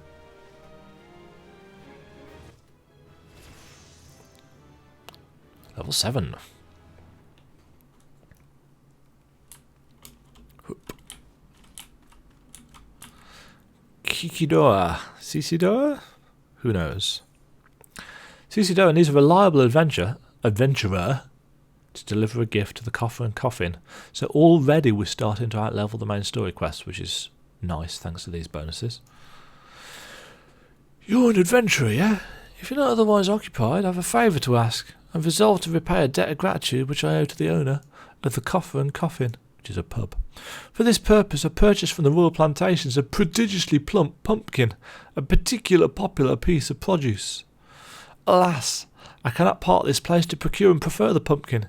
You see, the scheduled shipment from the Nanawa mines for which I wait is late. I would prevail upon you to pick up the pumpkin in my stead and see it safely to the Coffer and Coffin. Present this receipt of purchase to Gaggery at the royal plantations, and she will yield it to you. I apologise for asking you to attend to this time-consuming task, but I truly appreciate your assistance. Spineless Basin. So because we are but a lowly adventurer, there will be a lot of fairly mundane tasks in the early game. If Cicidora don't come calling soon, this spectacular specimen shall sadly be past its prime. Exchange this slip of the royal plantations for one ripe pumpkin. Oh, you said so you're to deliver this decadent delight. I can say with confidence that any gourmand would be grateful for such a grand gift. They don't all alliterate quite as overwhelmingly as these early NPCs do. Here is the pumpkin.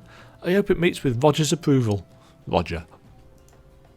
Fresh produce is somewhat scarce in this part. As such, we're always deluged with demand. You know the way to the Coffer and Coffin, correct? It's beyond the bridge to the northwest. Look for a place where local labourers lounge. Hoop. Hoop.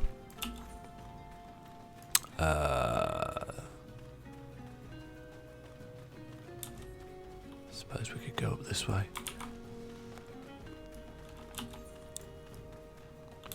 Do-do-do. Do-do. Nice little oasis-y bit.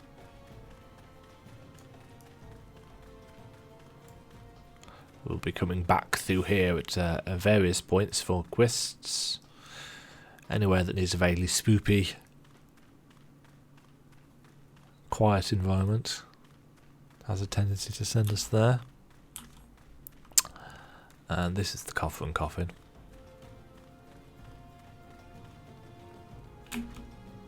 Ooh. While we're here... No. That was me trying to shield lob when I cannot do so.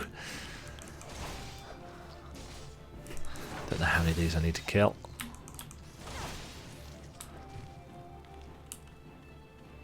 Three.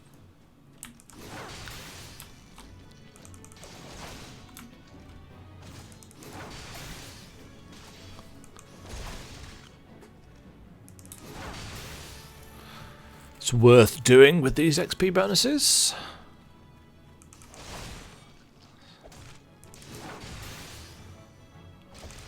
When we hit level 10, the Helm of Light will stop giving us extra XP. It's a big chunk.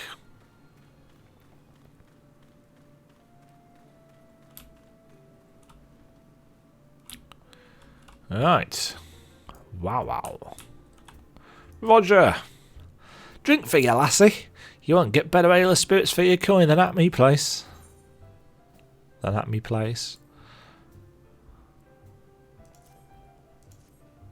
What's that? We Sister asked you to bring this here to me. Even so, that foul-mouthed drunk knows the meaning of remorse. Reckon this is for the time I carried his drunk sodden arse back home. But Els, an honest to God's pumpkin from the Royal Plantations. Can't wait to see what the cooks will do with her. The lads here scoffed down beastly amounts of meat, and it's starting to tell on their health. It'd be good to get more vegetables in their bellies. Assuming I can get the stubborn bastards to try something new. Thanks for your help, lassie. Get a lot of food as quest rewards. Roll actions. You have learned a roll action.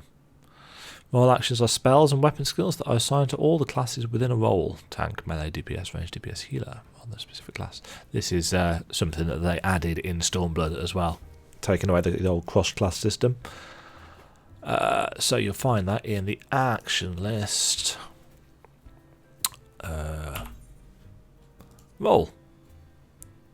So you can take up to 48. 1, 2, 3, 4, 5, 6, 7, 8, 9, 10. 1, 2, 3, 4, 5, 6, 8, 9, 10. You can take all 10 of them. If you carry on as Gladiator all the way up to level 48, which you won't do, because you will swap to Paladin at 30, and then you only get a maximum of 5. Roger needs an extra hand to take orders. You know, lassie, if you're just going to stand around with your thumb at your arse, I can give you something to do. Thanks to my unbelievably low prices, we're no shortage of customers here at the Coffer and Coffin, but by the same token, I can't afford to hire much help. We're chronically understaffed. What's more, there's these lazy arse types who refuse to come and order at the counter. It'd be a great help if you could attend these customers for me. Mark the orders on these seat slips, then bring them here. Oh, and don't forget about old Adolphins outside. So we actually get to go and be a waitress. Roger's new errand girl, are you? Well then, I'll keep it simple for your sake. A tankard of your finest ale, chilled with an ice shard. Heh, nothing like a tall drink to help one forget about the trifling things in life, like work.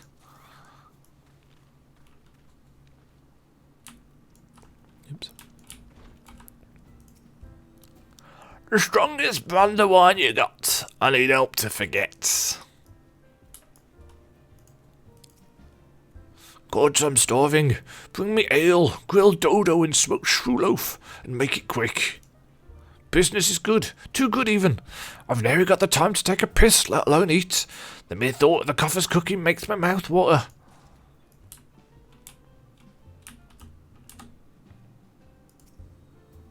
Thou's balls, I'm spent. Grilled dodo and a tankard of ale to wash it down. Gah, here I am again, spending what meagre coin I've got at the coffin. It ain't my fault, I tell you. You'd do the same if your wife served up shite every bleeding day.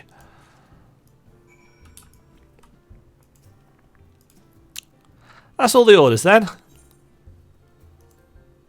Oily order slip. A stained order slip used by Coffer and Coffin wenches who have difficulty remembering all the demands of their customers. I am now officially a wench. Brilliant. Let's see here. Ale, brandywine, grilled dodo, and for Adolphins, let me guess, 1 tankard of ale. Right, bleeding miser that one. I'll put my boot up his arse. Anyway, you did good, lassie. By way of thanks, I'm going to tell you something what ought to prove to your profit. Oh, so for some of these, it actually gives you options. I'm going to go for the tin pieces because this is a fresh character on a fresh server, and I need Gil, and this stuff will actually... You sell it for Gil. And again, a nice chunk of XP thanks to that bonus. Oh, and this will be our first quest that gives us a piece of gear, which we probably won't use because we've already got better equipped but whatever. Roger has an exciting proposition for adventurers looking for work. Word is, Blackbush Station's sorely undermanned. The stone torches there can't get a moment's peace. It don't help none that the antlings have been multiplying like it's nobody's business. For every quitter Waring and his crew puts down, 2 more of the buggers spawn in its place. I was thinking, maybe you can make yourself useful at the station by culling some antlings. I don't doubt Waring would appreciate the help. And if you win his trust, he's likely to have more work for you. Mind you, you'll need to show the man proof of your deeds. 5 or so antling mandibles ought to do the talking for you. So, this is a typical collect rat tails style quest. So you go, kill some antlings until you've got 5 mandibles. They don't all drop them, but 99% of them will do. Kill some antlings and life will be grand.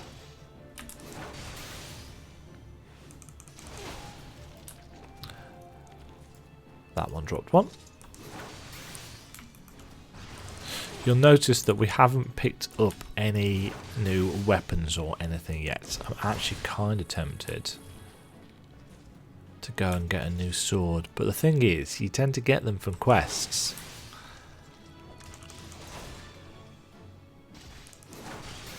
So it's a bit of a waste of gil when you are as cash strapped as you are at the start of this game.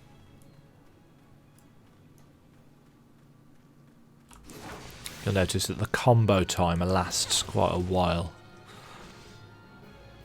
Not entirely sure actually how long it is. It's about 5 seconds or something. In fact, let's test it out. 1, 1000, 2, 1000, 3, 1000, 4, 1000, 5, 1000, 6, 1000, 7, 1000, 8, 1000, 9, 1000, 10, 1000, 12. About 12 seconds.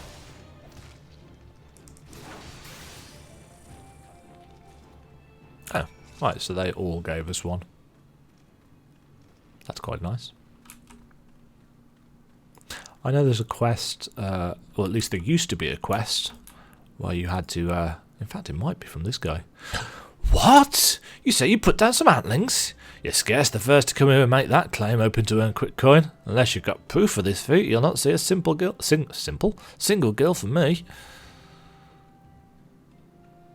The hard, jagged jaw of an antling worker. This also happens to be the icon for ogre horns. Thals balls, are those antling mandibles? It's true, you really killed the beasts. I apologise for doubting your words.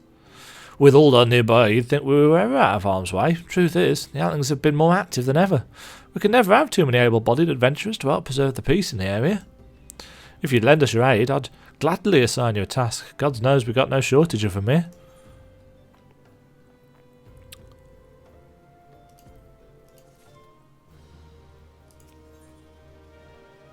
Ooh, this gives me a shield. Finally. Waring wishes to expect recruitment. We stones torches are cell swords, so mercenaries hired by Demajen and Sons. Yeah. You wouldn't think I've got thousands of hours worth of playtime in this game, would you? Demajen and Sons mineral concern. To protect its interest, they're a mining company. Our primary duty here is to keep the tracks clear of pests, and for this purpose we require your aid. You've proven that you have some skill at arms, but before I send you to the midst of fell fiends, I'd inspect your gear. A single piece of gear can mean the difference between life and death. I'll not have it on my conscience that I sent an ill-equipped adventurer to an untimely demise. See to it that your arms and armour are in order. When you're ready, present yourself to me again. So, equip your head, body, hands, legs and feet with gear of item level 5 or above before returning to speak with Waring. So you can view, remove, etc. Gear, looking at your armour chest. So I need everything with an appropriate item level. Not the actual level of the item, but its item level. You can see that the Assyrian Iron Guards, you need level 1 to wear them, but they have an item level of 11. Same goes for the helm. So currently, our gear doesn't have... Put that on, because that's level 5. Ah, interesting, so are those.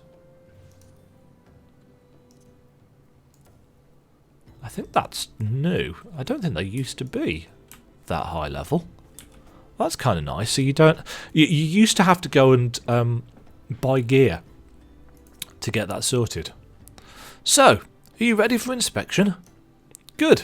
Everything appears in order. So you can't turn it in unless you've got the right kind of gear equipped. Yet know that naught is guaranteed in this world. Fate is a fickle mistress, after all. At any rate, capable adventurers like you are few and far between, and I'd not have you throw your life away. I've had to bury too many comrades who pushed aside cracks in the hauberks and dints in the helms. No matter what you face, do not disregard the importance of gear. And that basically sets up the game. It's all about getting that gear. Sweet, sweet loots. I'm going to take the shield because I want a shield.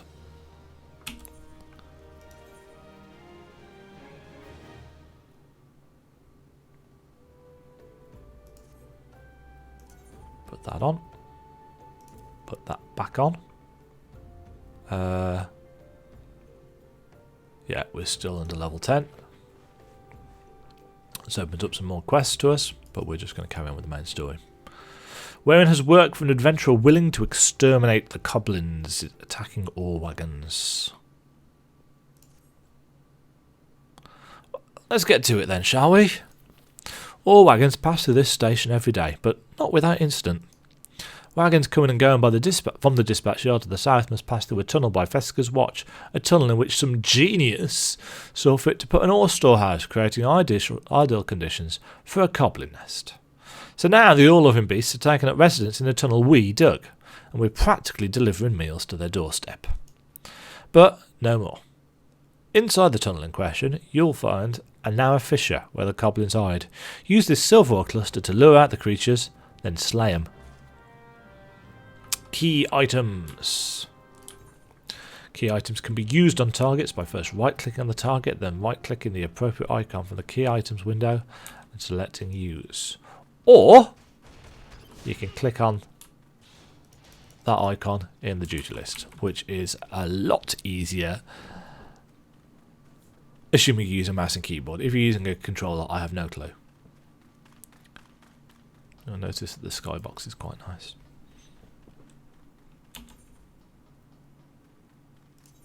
Why actually is this better? Ah, because it's got more defense. Right.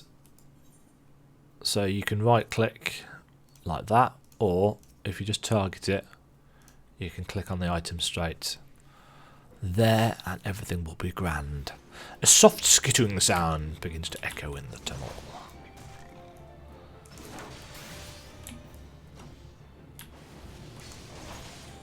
I didn't think I needed to explain the AoE markers, so I have not. Don't stand in anything that's orange.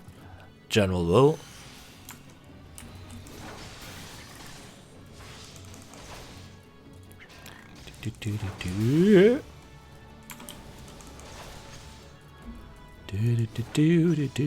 Oops. Wait. Sorted.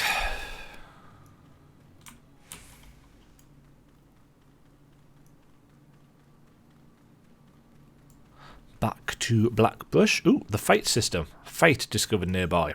That's these blue things on the map. Fate is short for Full Active Time Event, which is a silly name, but whatever. These public quests occur periodically in real time around Eorzea, and anyone can participate.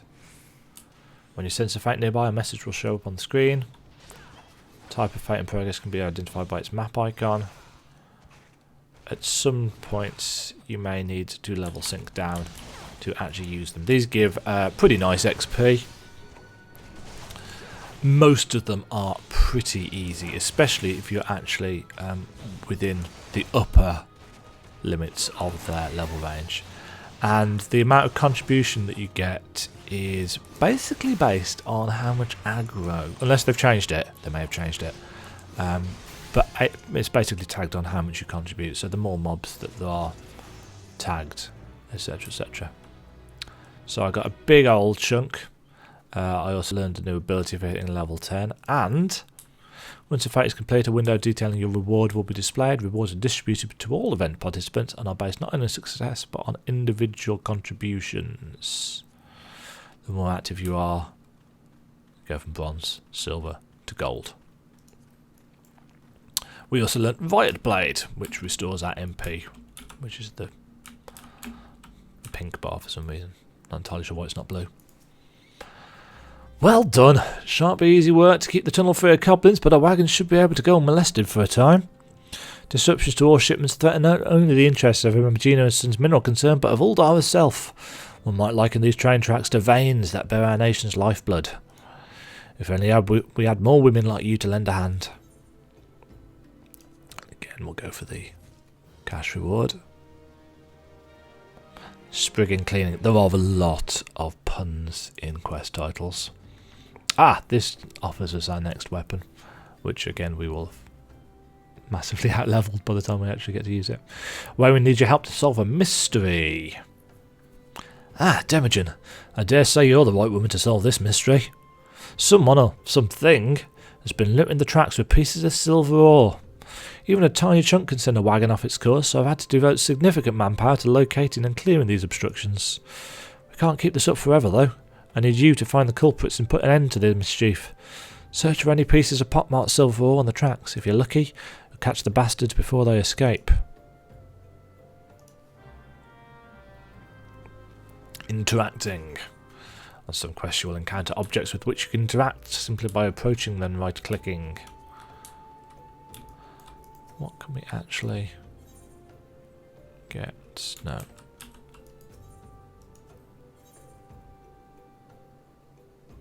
So it's 204 gil for that sword, but we're going to get a free one at the end of the next quest. Okay, so again, things are marked on the map, but rather than right-clicking and just using an item, this time we just use it. And quite often, it will spawn a critter.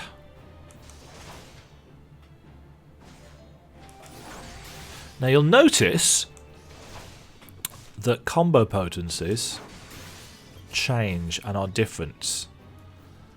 While we're doing this 2-hit combo, which is all we've got because we haven't got Rage of Felony yet. In fact, I'll take that off the bar so as not to confuse people.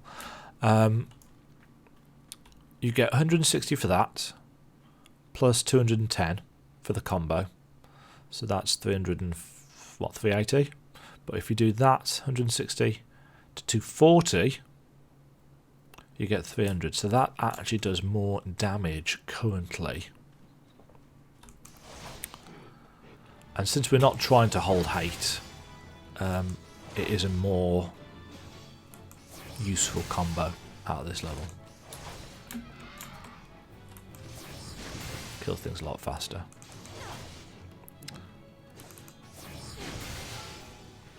Plus I actually like the sound effect for it.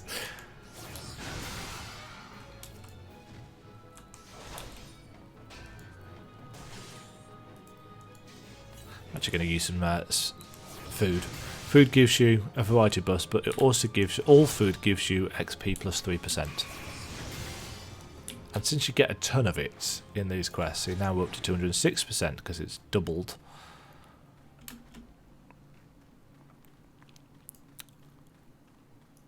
Oh, missed one. Not all of these will spawn Spriggans, but many will. I don't know whether it's on a percentage chance or whether it's a deliberate design decision. It does seem to change depending on the quest. So always expect to be attacked whenever you're interacting with something. It's just the way it is. Oop, tried to attack it. You are being watched. Spriggan Chumbler. I like the Spriggan mobs. They're kind of cute, but also really sinister at the same time. They've got lots of teeth. Lots of teeth. It's interesting. So that 3% food buff is doubled as well. So the road to 60 simply just seems to double. Yeah, see, for everything. Road to 60 just seems to double your base XP reward.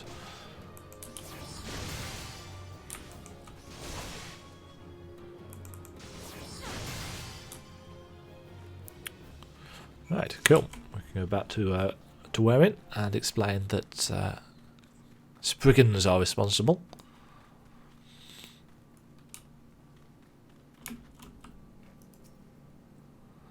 So the Spriggans were responsible. The little critters gnawing always a hound on a bone. The rocks on the track were their goddamn leftovers. Some superstitious miners believe that Spriggans are harbingers of fortune.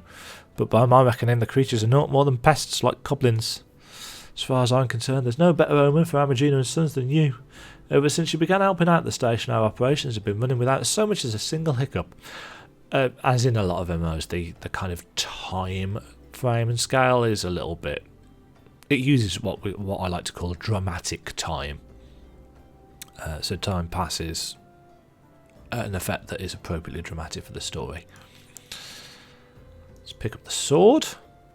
We also get some eye drops and some wind shards and a big chunk of XP, which will be doubled.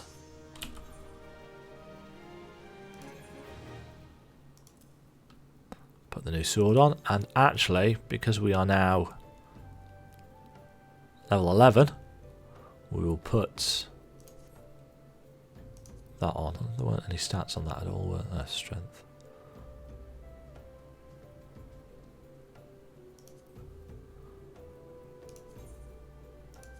Yeah, so we shall keep that as is. While we're here, I'm going to go and talk to this guy. This is a Chocobo Keep. It's basically like a flight path, but for ground only. Well, what, traveller? Might interest you in a Chocobo Porter? Ah, do not tell me. This is your first visit to this stop. I shall update my register with your name so that you may access this location in the future. All they do is basically... Chocobo Porters are in... Heaven's Ward and below areas. Falcon Porters are Stormblood only, I think, or maybe they're in Heaven's Ward as well, but they're for flying around. Right, Zuzumida. Zunamida wishes to share with you a most amazing rumour.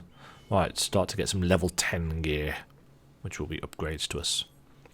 Ah, the altruistic adventurer. I was hoping we'd bump into each other. Why?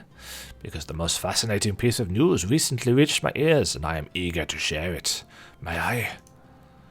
Rumour has it that there is a vast, untapped vein of ore beneath the ruins of Sildi. But that is not all. Inconceivably, the concern appears to be entirely ignorant of its existence, and even as we speak, a young upstart, a self-made merchant from Stone's Throw of all places, is moving to claim it. The fellow's name is Whiston, and he is a very, very ambitious young man. Not only does he intend to secure exclusive excavation rights, but they say his master plan is to use this new fortune to curry favour with the Sacrarium. Of course, the Thaumaturges only consider the opinions of the most wealthy when drafting the laws of Uldar. If you would have your voice heard, you must be prepared to pay a sultan's ransom. One voice, which is invariably heard, belongs to Lord Lolorito. He has long lavished gil upon the Thaumaturges, and some claim that he devises new laws with the express interest and intention of ruining his competitors while protecting his own interests. Suffice it to say, if Whiston thinks he can compete with the likes of the Syndicate, he's in for a rude awakening. But that eventuality may yet be a little way off. For the present, he is moving ahead with his plans and assembling a team to survey the site. I'm told he's at the Coffin right now, recruiting able-bodied adventurers to escort his prospectus. Warren said you were looking for work. Mayhap you should meet Whiston and volunteer for his expedition.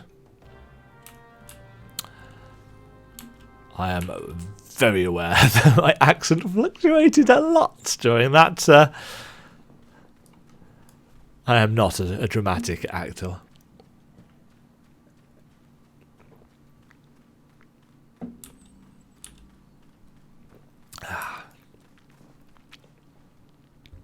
This is Whiston, with his delightful pointed shoes. Come to join? Sorry, but you're too late. Some brass blades looking for extra coin volunteered, and the team's already en route to the ruins. But look, I know it's not easy to find work these days. If you're interested, there's something else you can do for me. There are these children outside, little ones from Stone Throw. I look after them when I've time to spare, so they've taken to following me around even when I tell them not to. But what with overseeing the search for the vein, I barely have a chance to visit the privy at the moment, much less entertain younglings. Can you give them these ginger cookies and convince them to go home for me?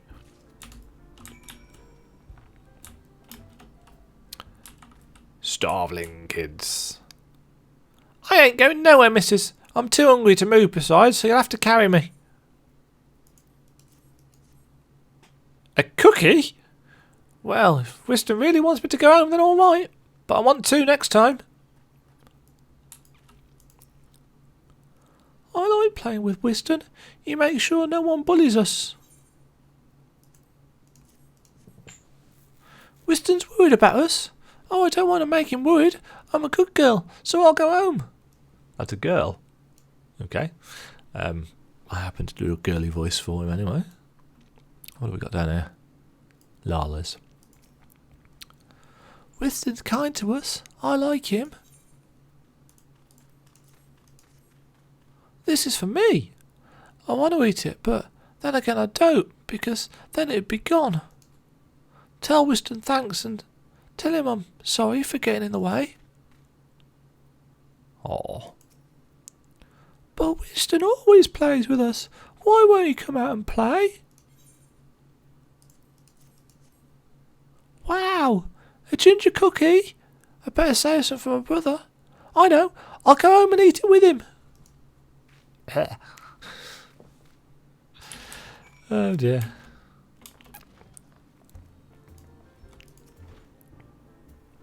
I can't remember what voice I was doing for Whiston already. Thank you, adventurer. I only wish I could do more. Stone's Throw is no place for a child. Not that my childhood was much happier. Never enough food to go around, nor work to earn it, but no shortage of contempt from the great and the good. I remember thinking things could only get better, yet now, after the calamity and everything else, for us refugees to be forced to live outside the gates like bloody beastmen is a disgrace. They say with enough money you can change the laws here, so I'm going to make a fortune and do just that. I'll buy the excavation rights and start my own mining business, then I'll give my fellow refugees the work they're crying out for and pay them fairly. The mining companies have profited from our suffering for too long, but in their hubris they've grown complacent, presenting us with a golden opportunity. And we'll take it, adventurer. We will reclaim our dignity and with it our place within those walls. We found her! We found the vein! Whiston, you must come and see! Already? Amazing! We leave at once. You should join me, my friend. Come and bear witness to history in the making.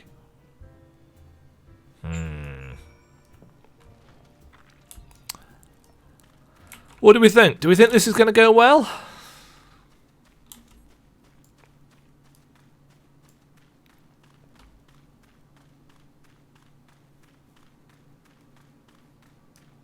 If you think that, you are probably wrong.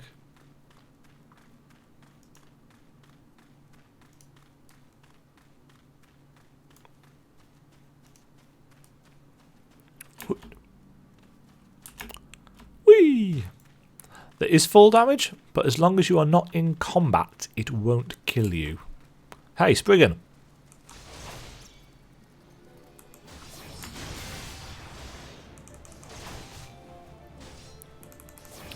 Jittering jig.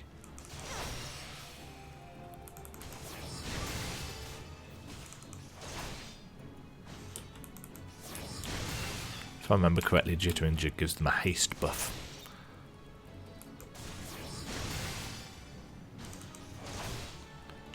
Do. 3 of them. Chunk of XP. You'll notice we're down to 166% now because we've lost out on the Helm of Light. So what this does is then it just doubles any kind of bonus XP that you're getting. So we lost 20%, but in actual fact we lost 40% because it was doubling it. Right. Duty calls. Commence battle for way down in the hole. If your level is above 13, it will be synced. So almost all of these little instance battles have a specific level range that they want you to be in, and if you're over that, it will sync it down. I'm not a fan of the level syncing system in this game, especially if you're massively over, because it messes up your the kind of rotation of abilities that you get used to. But it is what it is, and hopefully at some point they will fix it and change it.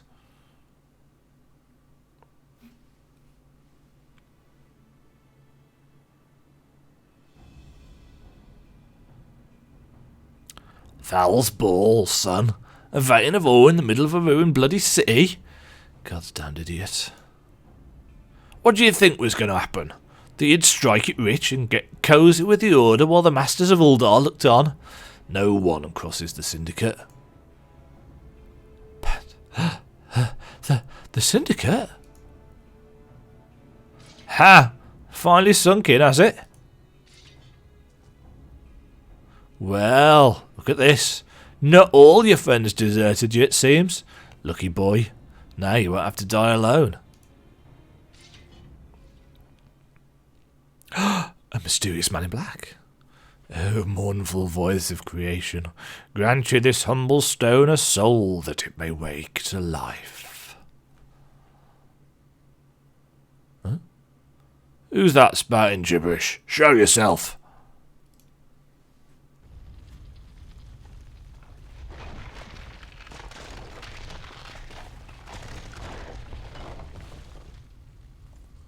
This ain't part of the plan. Bloody hell, does Lord Lollerita mean to kill us too? Run away. Slightly lowest textures. Defeat the clay golem.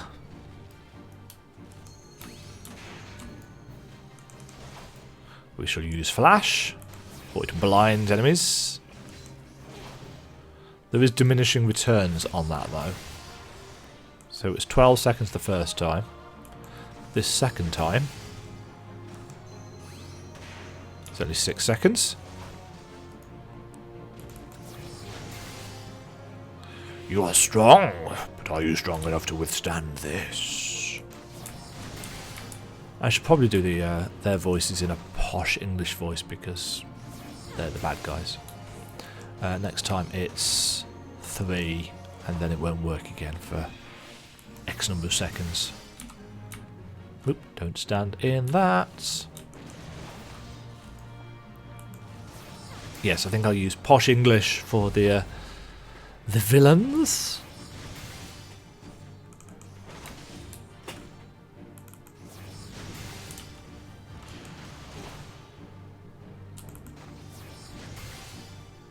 Impossible! Never has the golem been so sorely tested. No, that just sounds silly.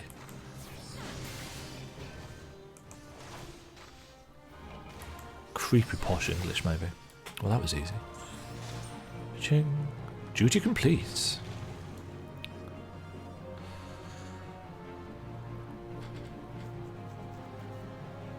Ah, there we go.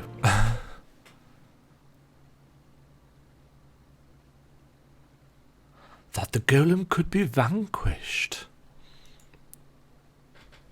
That woman is no ordinary adventurer.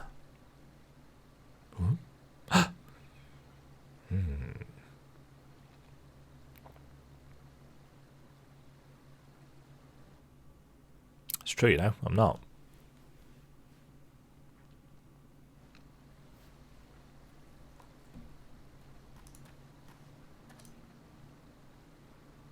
Damn, seems I've missed all the fun.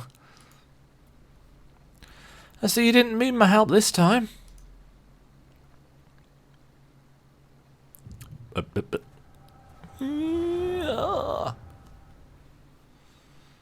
And now the plot begins to thicken a little.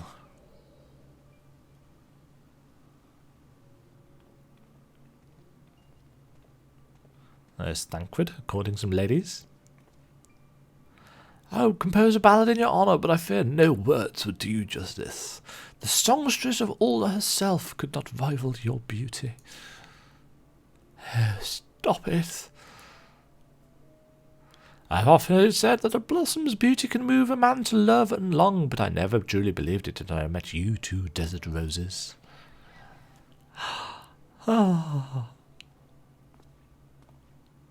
I hear they attacked another caravan.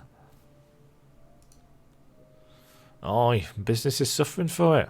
Bloody Amalja. What stirred them up, do you reckon? Another raid?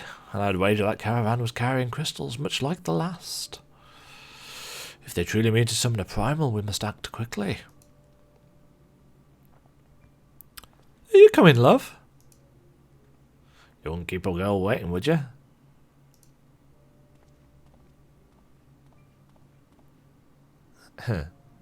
Perish the thought. So, tell me, where in this marvel of a city might you lovely ladies be staying?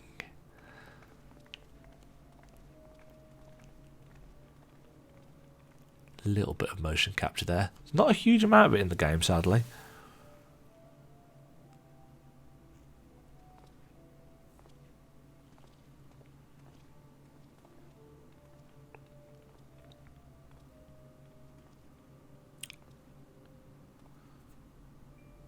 At this rate, grain will soon be more precious than gold.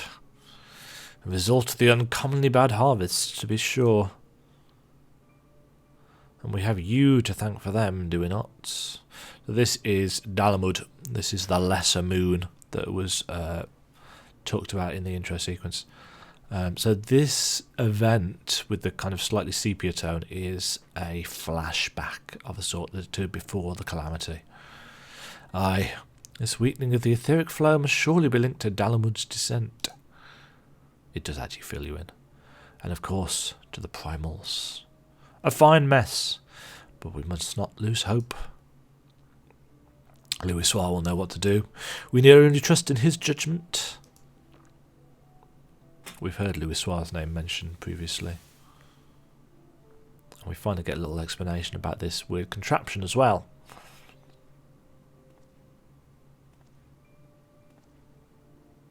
Truly a marvel of Chilean ingenuity. It's as if I could reach out and touch the ether. So that's what this does. It's an etherometer. It allows us to actually see ether in the air. They always cut away to do this. It's hilarious.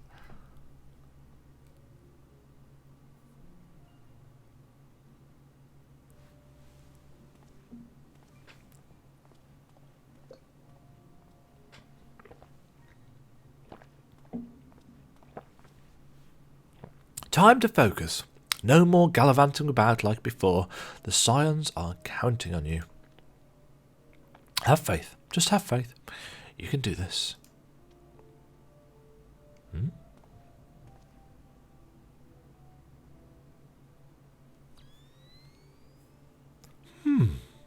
This disturbance is recent. The sultanry? Maybe Papashan will know something of it.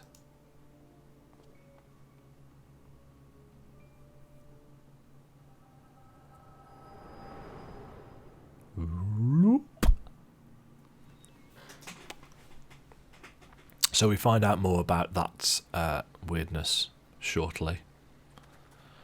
Looks like they gave you quite the thrashing. Can you walk?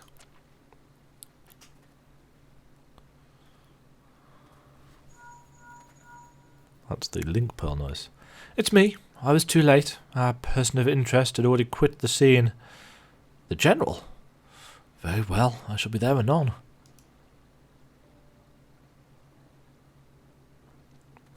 My colleagues went to great lengths to provide me with the means to detect etheric disturbances, but every time I find one, you seem to be in the middle of it. I'm starting to wonder if I might not be simply just to follow you around. Sadly, I have business elsewhere. Tread softly, my friend. The carefully laid trap you dismantled was clearly sanctioned by Lord Lolorito. I heard the blades mention him as they fled. Believe me when I tell you that he is not a man to be trifled with. The Sultana's enemies grow bolder by the day, and I suspect they have the support of outside forces. Thank you. If you hadn't come along, those bastards would surely have slaughtered us all. I'd speak with you further, but it isn't safe for us to linger here. Find me at the coffin later. Until then, stay safe. Nod. I shall accompany Whiston and his men. They need protection, and I need more information. But where are my manners? I've yet to properly introduce myself. I am Thancred, a humble scholar surveying the flow of ether in Thanalan. It is an honour and privilege to make your acquaintance. I hope when next we meet, it is under more auspicious circumstances. Farewell.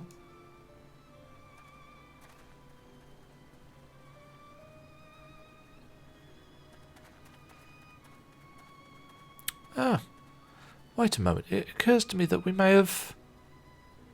Never mind. Fairly well.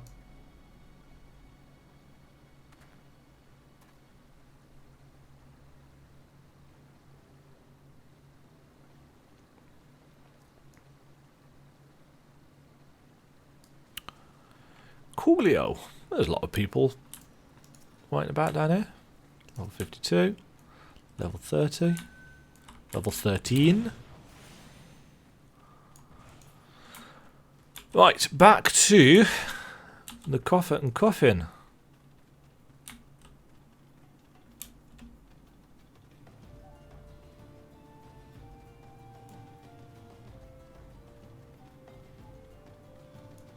There's a fate going on here. Level 6. So we're just within the level range. Otherwise it'll prompt us with a button. Oh, it must just be above us. I'm not going out of my way to do fates. There he is. 12, bless you, my friend. You've risked your life to save ours. Betrayed by my own guards. Gods, I was a fool to trust those men. Lolorita owns the goddamn breastblades. I should have questioned their motives from the start. Even so, I could hardly have predicted that the wealthiest man in Uldar would want me dead for the heinous crime of seeking to change the law. I'm just a merchant, for God's sake. The ruthless bastard. Was that a monstrosity? Those were his own men. Beggars belief. Well, that's it. I'm finished. If I stay in Uldar any longer, I'm as good as dead. My associates, my friends, God, even the children may not be safe if I don't disappear. And you, goddamn it, if Lolorita learns of your involvement, you'll be next. I'll speak with the others and make sure your part in this stays secret. Beyond that, I don't know what to suggest. Maybe you should seek the counsel of Mistress Momodi. She's helped countless adventurers in her time. Mayhap she'll know what to do. Go quickly now, my friend. Lolorita's spies may be watching.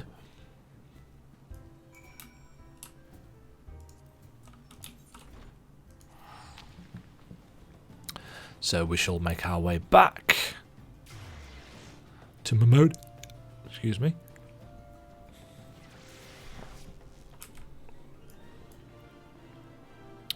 Do do do do do do do do do. Squishy mochi. Bada bum bada bum bada bada bada bum bum.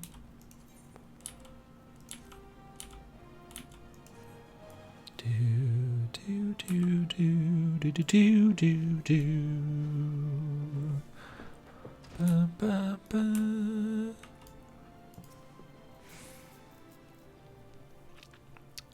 Settle down, Demajen. You got nothing to worry about. No one seems to know you were at the ruins. Whiston, on the other hand, is now a pariah, about as welcome round here as a rabid wolf, poor bugger. Suffice to say, that boy risked the wrath of the wrong man. Lord Lolorito, chairman of the East Elnod Trading Company, generous contributor to the Order of Nalthal, and member of the Syndicate. Didn't get where he is by leaving loose ends, that one. Which is why he ain't above killing his own men. Hells, even if those blades knew what was coming, it's not like they could refuse to do their benefactor's bidding. Don't let this colour your view of Uldar, Demajen. It's true that there are some who aren't afraid to crack a few skills if it gets them what they want, but most of us are decent folk just trying to make ends meet. You know, a lot of people would call you a damn fool for risking your life to save a marked man. But I believe you did a good thing, Demajen, and for that you've got my respect. Listen, you've been through a lot lately. Why don't you rest a spell? I'll have the boys at the Hourglass set you up with a room. My treat. Just have a word with a topper patata. A topper patopper. Whenever you feel like staying. Hi. In rooms now available. And when you've got your appetite for adventuring back, consider taking on a guild leave or two. We've got a lot of requests from locals looking to hire adventurers for various jobs. It'd be a good way for you to earn yourself some extra gil. Eustace can tell you more about how the system works, so go and speak with him if you're interested. Nod. We're leveling a Disciple of War class. So, Disciples of War and Disciples of Magic, actually that could be worn by anybody. There's no prerequisites on that, but we're going to go for the... Yeah! You now have access to recommendations. This feature displays a list of quests or duties currently available in your area. The recommendations list can be opened for under duty in the main menu, and it will also be displayed automatically when you log in. If you find yourself unsure what to do, this tool makes it simple to locate activities suitable for your present class and level. Okay, so I've also got mine set to Shift and R. Recommended duties. The recommendations list displays quests or duties currently available in your area. Highlighting it will give you extra information like required levels. Very useful for finding quick gil and experience, or simply confirming if there are any quest or hunting log targets in the area that you might have missed. That's what I tend to set mine to. You can now access guild leaves, which are short repeatable quests, which are useful for levelling up alternative jobs, or at least they used to be, not so much anymore. But more importantly, we can see taking what they're given, which is a level 10 story quest. Before we do that though, I'm going to put on this bronze sallet. It gives us more defence, and also doesn't look quite as silly, though it does still look kind of silly. Right, what does Memodi have to say to us? Taking what they're giving. This gives us again some. Memodi, the quicksand has word of work for a willing adventurer. Look what the curl dragged in. Good to see you, Demajen. And that's what brings you, but I reckon we both know the answer to that already. Well, have I ever let you down before? Wait to answer that. So happens I know a fellow by the name of Daddenlin, and he's a hand. He's a merchant by trade, selling precious stones to those in Uldar with the means to buy them. He's asked that I send any looking for work his way. You can find him over in Horizon if you fancy. That's in Western Thanalan, mind you. Just cross the bridge north of Scorpion Crossing, and the road will take. Just cross the bridge north of Scorpion Crossing, and the road will take you there. Knowing the circles he deals in, might be he'll have some talk of the royal family that will interest you as well. And why not make use of a chocobo porter for the journeys to Horizon, if you're the girl for it, that is. You'll find the chocobo stables just across the way from my quicksand. Find Mimigan, he'll set you straight. Well, off you go then. I haven't got all day to be holding your bloody hand.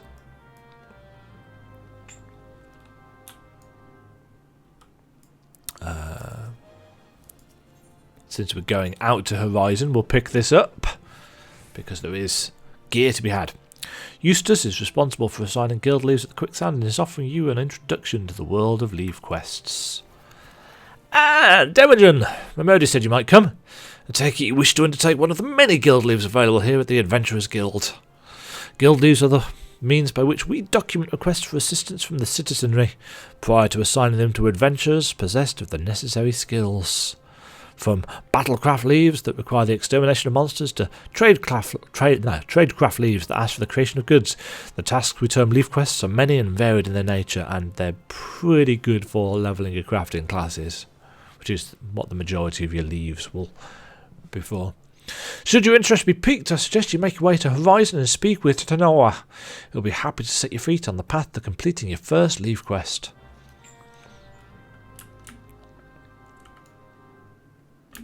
We shall do so.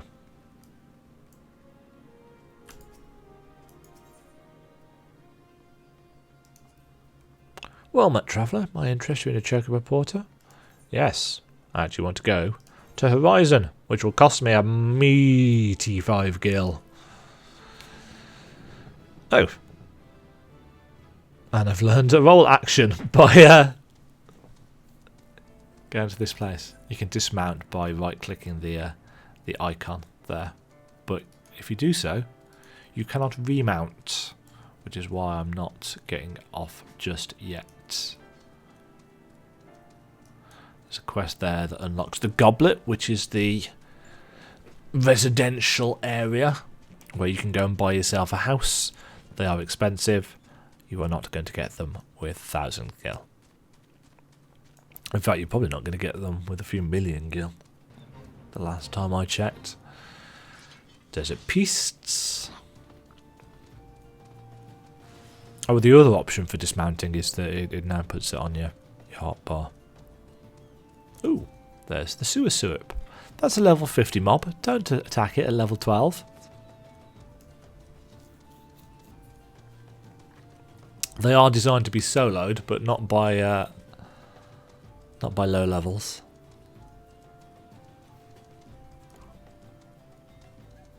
It'll be a while yet before we get our own chocobo. Level 20, I think it is that we get it.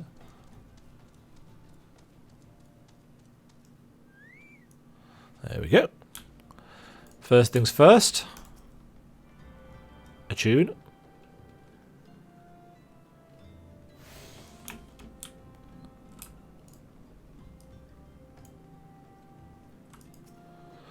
A fine morning to you, adventurer. My name is Takanoa, and I am in charge of assigning local leaf quests here at Horizon. You are come at the best of use, sire? Excellent. Allow me to set you to your first task. Should be a simple one, mind you. Before I can permit you to undertake official duties, it is essential that you prove yourself of sound body and mind. Take a moment to review the task outlined in this guild leaf. Do you believe it within your capabilities? So this is what guild leaves look like. They will pop up with a window like this. Leave allowances are required for these. You get 3 every 12 hours, real time, up to a maximum of 100. So they just keep on accruing, whether you are logged in or not. And this one will...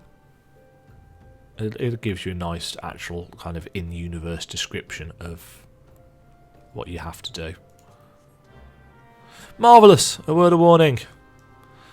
When near death, beasts are wont to flee to the kin. Slay the beast quickly, lest you make become a meal for its mates.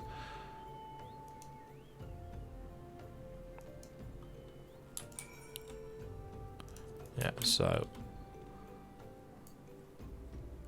we've got to go this way for this one. So we want to head out. Areas for leaf quests are marked with these little green circles.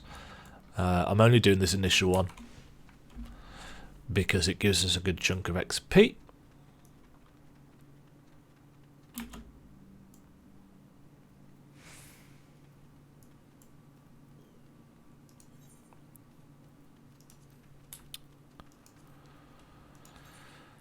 So, highlight it in your journal, click initiate, bump the difficulty up because why not?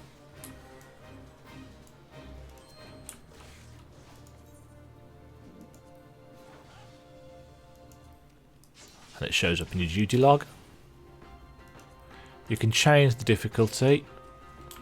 You can change it down at any time, but you can change it up upon initiating. It is generally okay to bump it up these days because of the changes to the battle system. It's also generally okay if you're a tank anyway because you don't take as much damage. You'll notice that it is trying to flee. Mobs in the world don't tend to do this. And that's it. The nice thing is that you can automatically warp back to the leave meet when you complete it.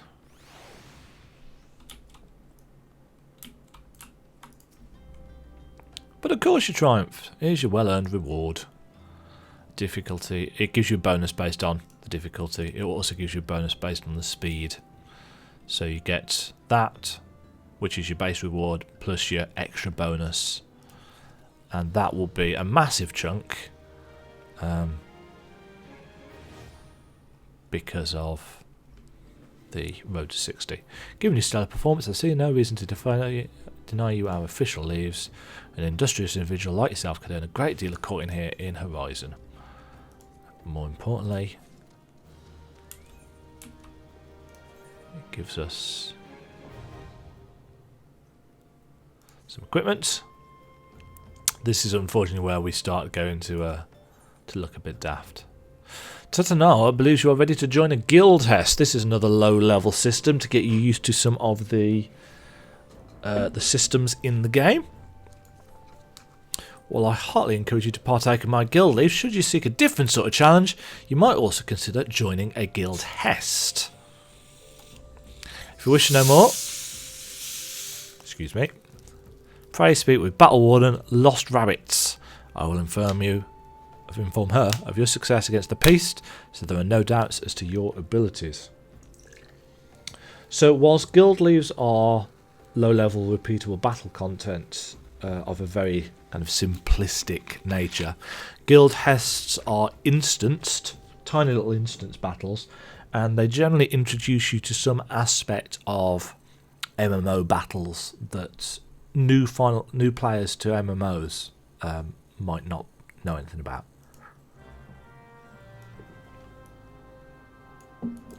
Depending on your actual role. You needn't say a word, adventurer. I could hear Tatanawa quite well from here. As this would be your first time joining us, allow me a moment to explain in detail just what exactly a guild hest entails. More than a simple leave quest, but not quite as realm-shaking as a grand company outing, guild hests will test your ability to work together with a small party of battle companions to overcome not-so-small obstacles. The duty is taxing, but the coin's decent, and you'll help her maintain the safety of Eorzea and the well-being of her citizens. If what I described appeals to you, pray speak to me again to join a guild hest. So, this is your introduction to the Duty Finder, which is basically how you go about accessing group content in game. I'm not going to read those through you. Default key is U, and it basically allows you, once you've unlocked these things, it will allow you to select different types of duty. Regular duties is what we've only got access to. You'll see the rewards. It gives you every guild hest gives you a bonus the very first time that you do it. It tells you the requirements. It tells you that it sinks you down if you're above level 11. And all you do is you select the one you want to do. You click join. It will register you for the duty. And it will give you a rough estimate of exactly when it will pop. What are you wearing? It's changed anyway. Obviously, as a gladiator, we are the tank class. As the tank, our queues tend to be pretty quick because they are in demand. The more duties you have access to, the shorter your queues tend to be.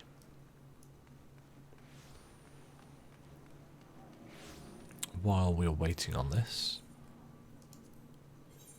just going to take a look at what is available. See, everything's quite expensive, and when we don't have a whole lot of gil, like we don't, we should not waste our monies.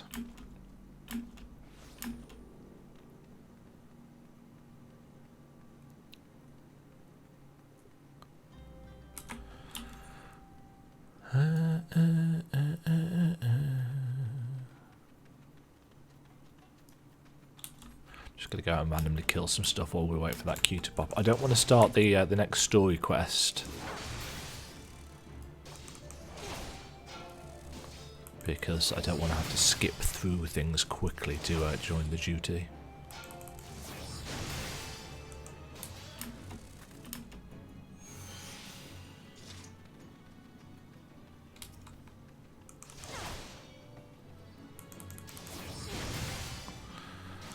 Just randomly kill some stuff instead. You'll notice the enemies have got different icons next to their names. The ones with the little blue face are passive. The ones with the kind of red triangle will be aggressive towards you. Most of the enemies in the game have got different conditions for how they will be aggressive. Some of them aggro by sight, so if you go behind them they won't notice you. See if I can demonstrate that. Right, this guy here, as long as he doesn't turn around. As you can see, he's aggressive, but unless he sees us, there we go, he won't attack.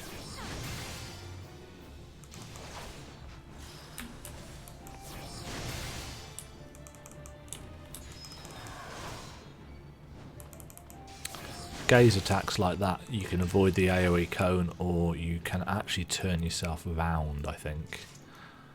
Let's just double check that. See, they aggro from quite a distance away if you're within the line of sight. Yeah, if you turn around,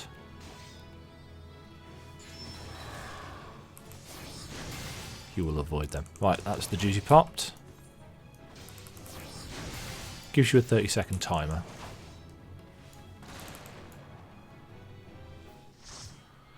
Right, just tells us a little about level syncing. Limit break gauge up there. That will build as you do appropriate things. Guild Hest will give you a little introduction to what to do. You're in a party. Your level sync down. As the Gladiator, we are the tank, so we run in first, we get all the hate. You'll notice that we've got 2 DPS, which we've got orange. And we've got a Conjurer, who for some reason is casting Medica, which is an AoE heal. We don't need to worry too much about that. So our job as a tank is to basically keep all the enemies focused on us, which is pretty darn easy at this level, because Flash has a lot of enmity generation. Hazardous zones, these big purple zones, you'll see these in lots of places. Enemies will spawn once you go in these. Ooh, come back here.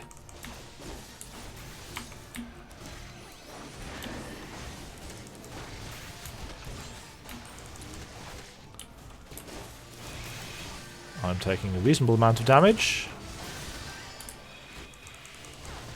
Our Conjurer is new and is spamming Medica, which means I'm probably going to die.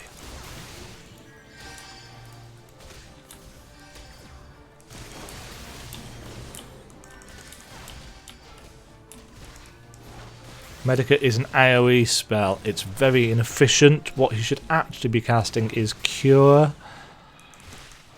But whatever, I've not died. You also get the option of commending a player at the end. There's no real bonuses to this, but it's nice to do anyway. At the end of your guild host, you're ported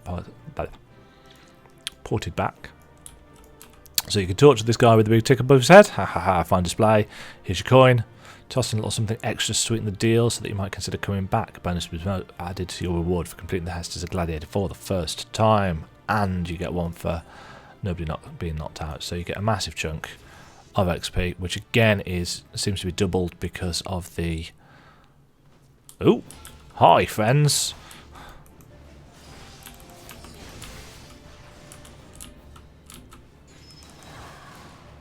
That's just in the way there. Let's get rid of you.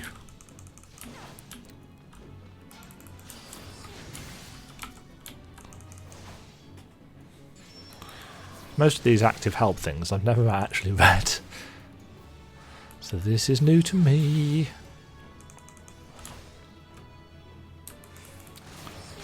Right, I've got turned around. That's where we're going. Yes, Guild Host rewards. If you successfully complete all Guild Host objectives in the time allotted, you will be eligible for a reward. Speak with the guy to sort it. Duty Roulette. When using a Duty Roulette, you'll be assigned a random duty from among those you have unlocked.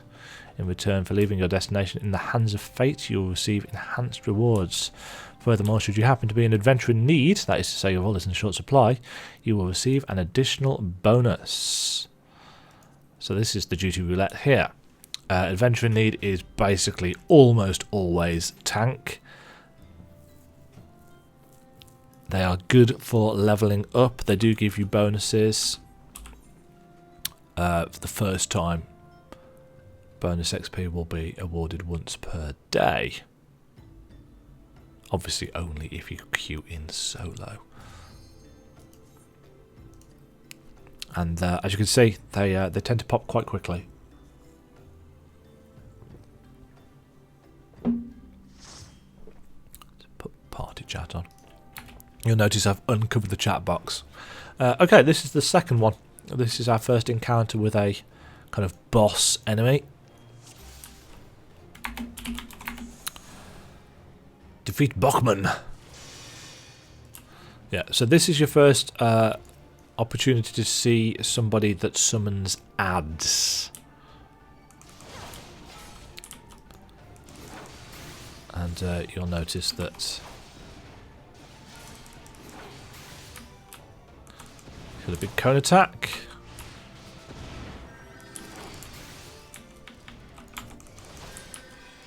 Generally speaking, you don't need to worry about killing the ads in this guild test. You can just focus on killing the boss.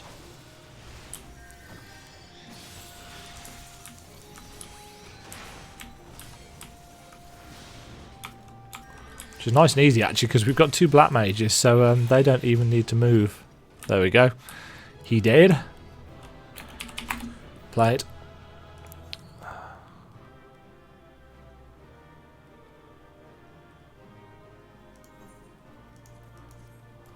Generally speaking, when it comes to commendations, you'll find the tanks will commend the healers, and the healers will commend the tanks, and the DPS will commend each other. Operation was a success. First time we're doing that. No KOs. Big chunk of XP again. 7,000 in that case. So yeah. And bonus of 3,300 or 6,600 total has been awarded for using the duty roulette. We cannot access the next guild test until level 15. They tend to come every 5 levels or so. So we shall continue with the main story. Demajen, I presume. I am said to expect you, and so I have. Welcome to Horizon. This is a trading settlement that sees goods in from the port of Vesper Bay to the west, and trade we do. Never a day goes by that Horizon isn't bustling with some manner of merchants and officials. They keep us running about busy, they do.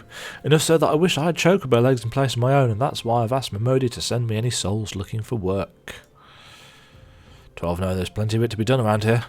Speak to me again when you are ready to make yourself of some use.